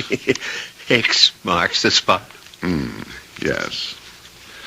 Now, the platform will be filled with the after-theater crowd. You will take up your position at this spot and stand at the very edge of the platform. Clear?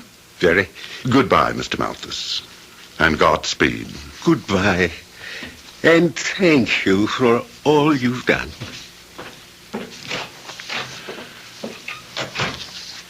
And now, Mr. Harris? I have no intention of going through with this. I'm no murderer. Of course not. When you push Malthus in front of that train, you'll not be murdering him. You'll be doing him a service. Like all our members, he wants to die, but he hasn't the nerve to kill himself. You will simply be doing it for him. And that, as I see it, is not murder. I see it differently. That's too bad, Mr. Harris. I'm sorry, but frankly, there's nothing you can do about it. Oh, I think there is. I'm resigning from your club right now. Goodbye. Mr. Harris, no one resigns from the Suicide Club. No one ever has. No one ever will. I couldn't possibly run that risk. You have my assurance that I'd never say a word about. Assurance. Assurances. What are assurances to me? No, Mr. Harris, there's only one assurance you can give me that I can possibly accept. Your death. Or, more properly, your suicide. This is madness. Perhaps. But if it is, it's only another form of madness, Mr. Harris. Like, say, compulsive gambling. I won't argue with you further. No, you won't. I've had enough of your argument. You know what you have to do tonight. You know where and when. Do it. Do it, Mr. Harris. For if you don't, I promise you'll wish you had. And as you already know, I keep the promises I make.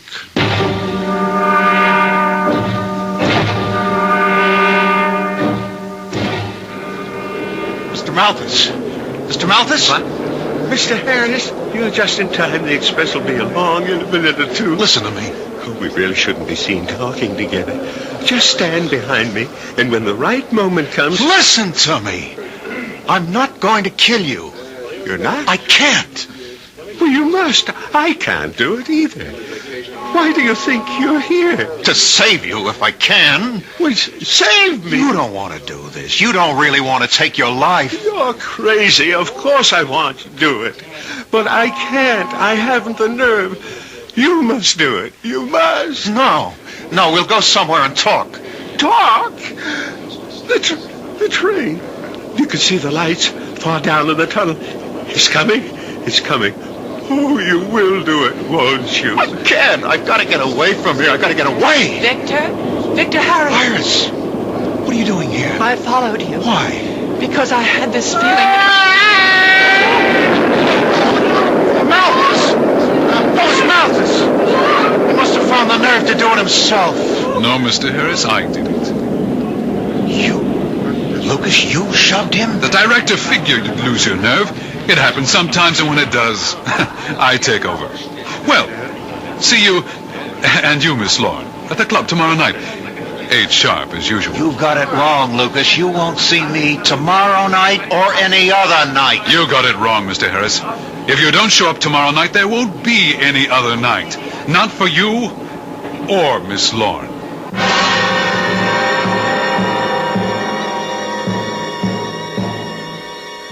As Victor Harris watches Lucas vanish quickly into the crowd, surely he begins to realize what his compulsion to gamble has brought him to. To what? Why, to certain death, wouldn't you say? I would. I'll be back shortly with Act 3.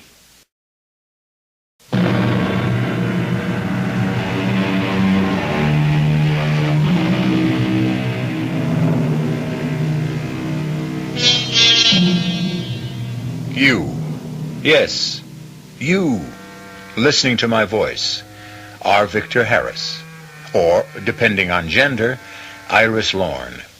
If you are Victor, you join the Suicide Club for a thrill. If you are Iris, you joined because you were sick of life and wanted someone to do for you what you could not do for yourself, commit suicide, kill you. But whether you are Victor or Iris, you begin to wonder if you've made a mistake, a fatal mistake, now that it's too late. And so now, Victor, Iris, you are in a secluded cocktail lounge. Iris, I don't understand. What more can I say? I've made it plain enough. I followed you, Victor, because I couldn't bring myself to believe you'd kill Mr. Malthus. And intended to stop me if I tried. Now, that's what I don't understand. Why did you intend to stop me? Well? You won't believe me. Try me. I love you. I told you you wouldn't believe me. Well, it is a little hard to believe. We only met last night. In fact, we haven't spent much more than, 20 minutes at most in each other's company. Well, how long does it take to fall in love? I don't know. I do. I found out when I met you last night.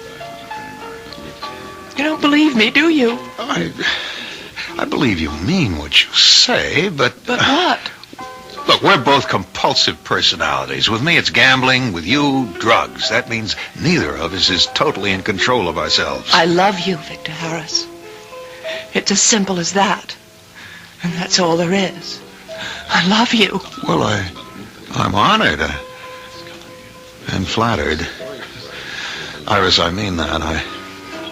But I'm afraid I don't feel the same way about you. Oh, that's all right? No, it isn't all right. I wish... Oh, well, what's the sense of talking about what I wish or don't wish or anything? We're in trouble, Iris. Real trouble. And what we'd better start talking about is how to get ourselves out of it, if we can. Do you think we can? We can sure try. We better try. It's that or death. Waiter, check, please. What are you going to do? The only thing I can do. Go to the police.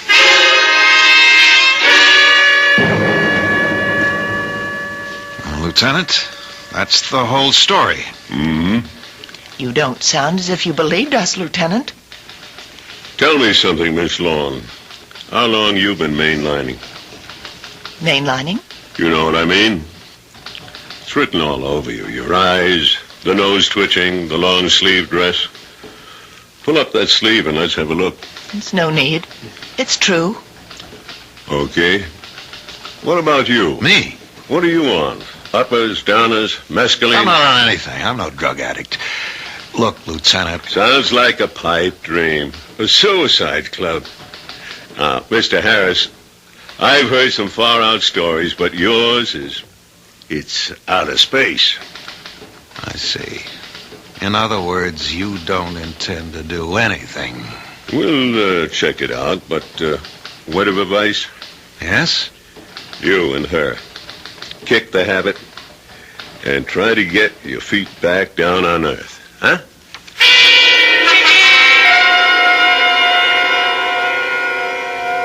Oh, Vic, we've got to go to my place. We're staying right here in this church till I figure out our next move. I've got to have a fix. I'm going out of my skull. It's that bad? Oh, you just don't know. Vic, I've been almost 24 hours without one. We've been running all day. Central Park, Radio City Music Hall, now this church. We couldn't go to my place or yours. The director, Lucas, they're sure to be looking for us. I can't stand it. I can't. You don't have to, Miss Lorne. What? Lucas? Right here in the pew behind you, Mr. Harris. Here, Miss Lorne. It's just a skin pop, but it'll hold you to eat. Oh, give it to me, give it to me. No. Something wrong? Not in a church. I won't. Not in a church. Suit yourself. Let's go. The director is waiting. You heard me, you two. Come on, Iris. And Iris. Yes. Good girl.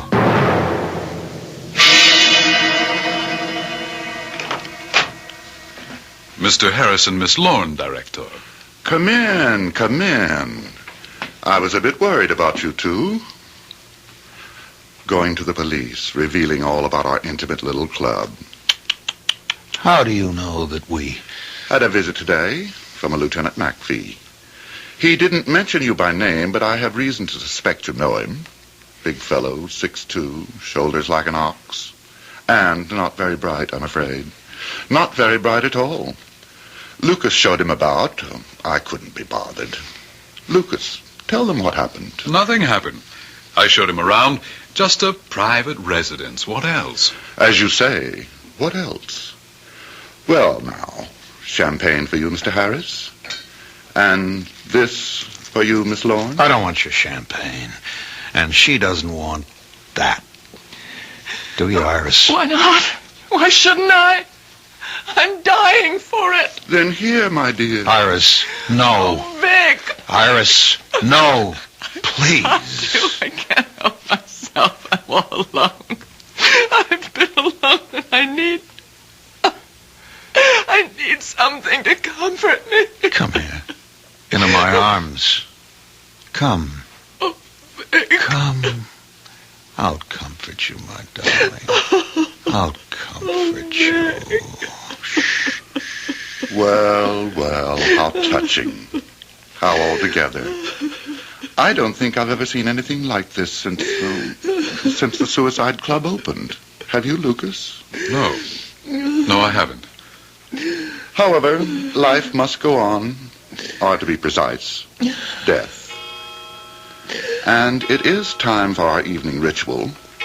Come, Miss Lorne, Mr. Harris. Our little game of cards awaits us.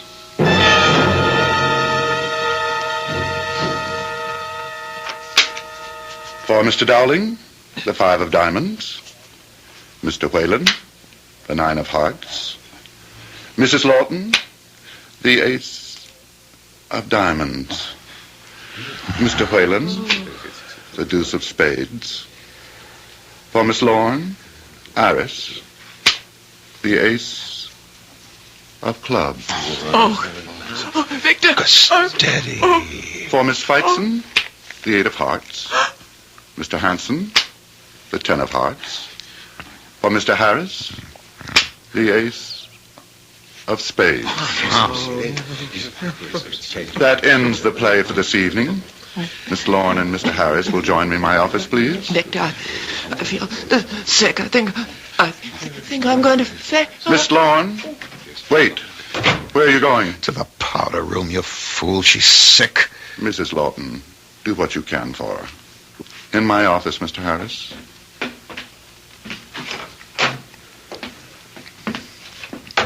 Well, now, Mr. Harris, it appears that Dame Fortune has frowned on you tonight. Regrettably, you have just experienced the final gambling thrill of your young life. You arranged it, didn't you? You filthy... Now. Manners, Mr. Harris. No name-calling, please. Smith, you're not going through with this. Oh, yes. I don't intend to die tonight or any other night for a long, long time. I'm resigning from this insanity you call a club. And so is Miss Lorne. You know, really, if I hadn't the slightest idea you were going to be this wearisome, I'd not have let you join in the first place. I have already told you that we have but one form of resignation from the Suicide Club. Death. Well, let me just tell you... Enough. Your instructions are to leave here immediately and return to that elegant penthouse apartment of yours. Go to your apartment and stay there. And oh yes, if you have any idea of seeking help, such as going to the police or anything of that nature, don't. You will be very closely watched from the moment you leave. And any attempt to disobey my orders will result not only in your death, but Iris Lorne's as well.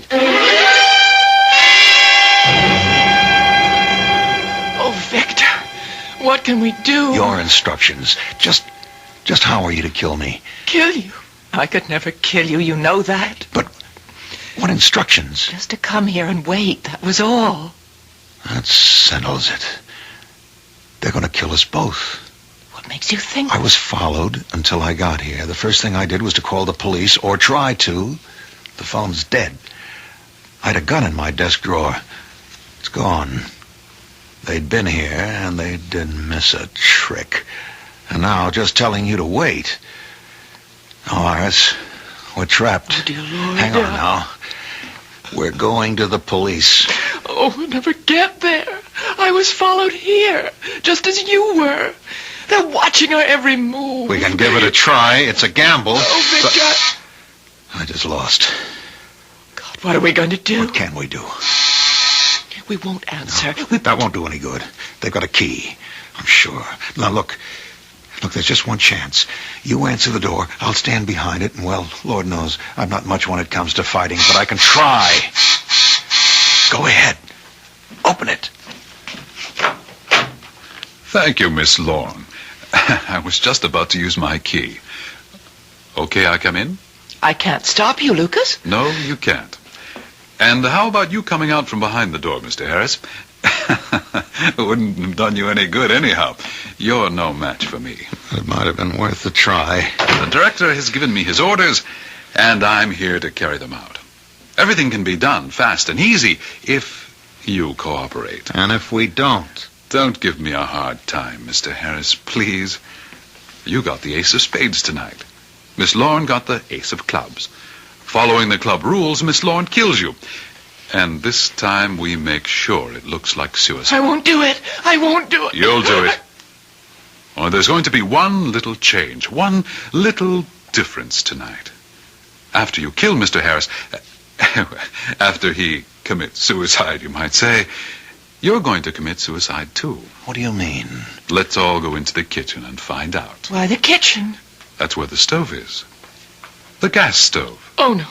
Oh, no. Move, Miss Lorne. Lucas, look, you're being stupid. One suicide, the police will buy that. But two... You never heard of a suicide pact between lovers? It says so right here. See? What? That's the suicide note you're leaving. See, it's typed, but signed Iris Lorne, Victor Harris. But our signatures, how did they forged them? The contracts we signed. Just put the note on the table there, No. Don't just toss it there. Fold it neatly and... One chop at the back of the neck. He'll be out a long time. In fact, he won't be coming back. And now, Miss Lorne, turn on the gas. No. Miss Lorne. I won't do it. I can't. Let's see now. Drag her into his arms. Put his arm around her. Like so. Good. All we need now is the gas.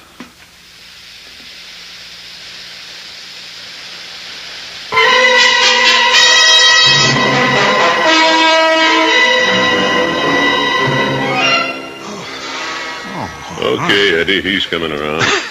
Feed her again with the oxygen. Okay, Mr. Harris, snap out of it. Come on now. Where? Breathe deep. Come on now. Deep. Boy. That's the way. Iris. She's coming around fine. Gonna be okay, just like you. Lieutenant McPhee, isn't it? Yeah. Well, how did you... I'm not as dumb as I look or act, Mr. Harris. I kind of put it on, an act. Throw a lot of characters off their guard that way. Smith didn't fool you. No, I fooled him.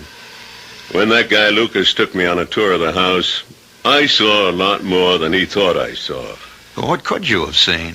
That big round table in the middle of the room. Oh, there was a vase of flowers on it, and like that, but there's a circle worn on the rug around the table, and nobody admires flowers that much, Mr. Harris. Oh, I know you. I checked the sanitation boys and heard about the Dozens and dozens of empty champagne bottles they picked up 3 times a week. All that, plus the accidental death of Mr. Malthus, as you described it. Oh, sure, I checked on that, of course. Well, it all added up. You had us followed. You and the lady have been tailed practically since you left headquarters. Okay, Eddie, she's had enough. Come on, little lady. Come on. Come on now. What?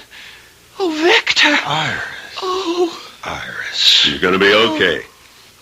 Oh, by the way, Mr. Harris, you'll be glad to know we got a confession out of Lucas and Smith.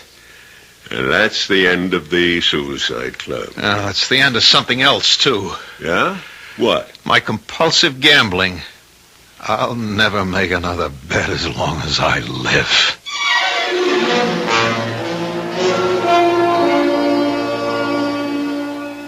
Victor Harris never did gamble again. The Suicide Club cured him of that. And, oh yes, it cured Iris Lorne of drug addiction. Although I'm not so sure it wasn't having someone to live for, someone to love. They're married now. Victor never had a chance. Comes to that, what man has? I'll be back shortly.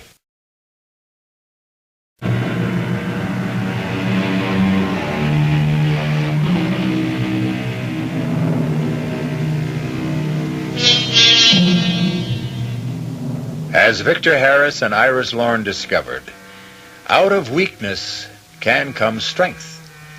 Out of death, life. And compulsion is nothing more nor less than, as I said earlier, a decision we make within ourselves. We can decide for evil or for good, but it is always we who decide. Our cast included Barry Nelson, Marion Seldes, John Barragray, Dan Acco, and Lloyd Batista. The entire production was under the direction of Hyman Brown. This is E.G. Marshall inviting you to return to our Mystery Theater for another adventure in the macabre. Until next time, pleasant dreams.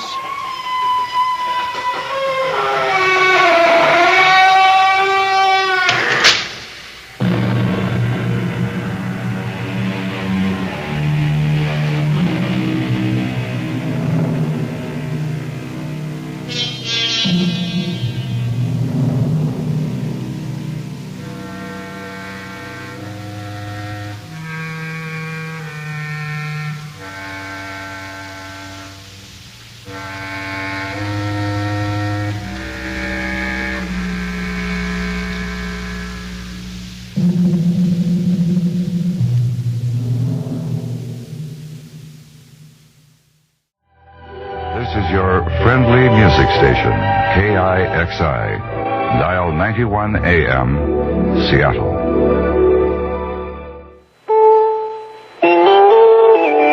CBS News. After 3 tries, John Glenn has won the Democratic nomination for Senate in Ohio. I'm Ann Crosman, reporting on the CBS Radio Network. John Glenn has won the Democratic primary in Ohio. With nearly 60% of the vote counted, Glenn is running ahead of his opponent, Howard Metzenbaum, by 14% of the vote.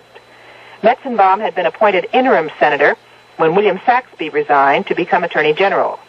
We have a report from Ike Pappas on Metzenbaum's reaction to defeat. Senator Howard Metzenbaum had no words of congratulation for John Glenn when he spoke to his campaign workers this morning. Metzenbaum had just lost the Democratic senatorial nomination in Ohio to the former astronaut, but he stubbornly refused to say that he would support Glenn in the November election against Republican Ralph Perk, the mayor of Cleveland. The people of Ohio have now spoken. We accept that decision gracefully, have no regrets, and the campaign is over.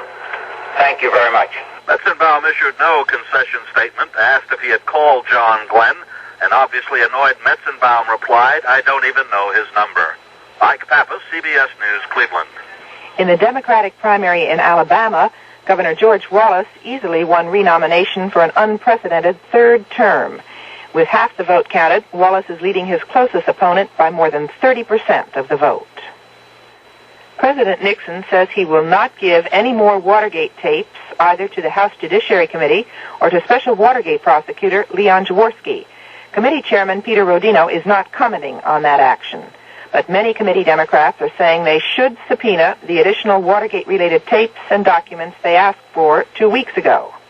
Committee member Jerome Waldy, a Democrat, was asked if he believes the president's role in Watergate has hurt his efficiency. I think the president's concentration in attempting to avoid the truth coming out in Watergate has prevented him from being able to govern. But most seriously, I think, is the fact that the confidence of the people has been withdrawn from the president because they now know that the president's involvement in Watergate is serious and total. And I think until such time as the Judiciary Committee and the Congress completes the constitutional process of impeachment, the country will be at a standstill. Democratic Congressman Jerome Waldy, who is a member of the House Judiciary Committee. The Navy says that a Trident missile blew up during a test last Sunday in Bacchus, Utah, but that no one was hurt. There was a lot of damage to the test area. The Trident missile is scheduled to be installed on existing Poseidon nuclear missile submarines and on new Trident missile subs. The Trident sub program has been criticized by some senators who say the $1 billion price tag for each sub is too much and that the subs are not needed. You won't have to worry about changing inches to centimeters or pounds to kilograms, at least for a while. The House of Representatives has defeated a bill to set up a board which would have to come up with a voluntary plan to convert to the metric system. Backers of the bill claim that many of the country's industries, including General Motors, already use the metric system, and that the United States is one of the few remaining countries not measuring in metric units. People who object to the bill charge that it would cost between $60 billion and $100 billion to convert to the metric system. I'm Ann Crosman, CBS News.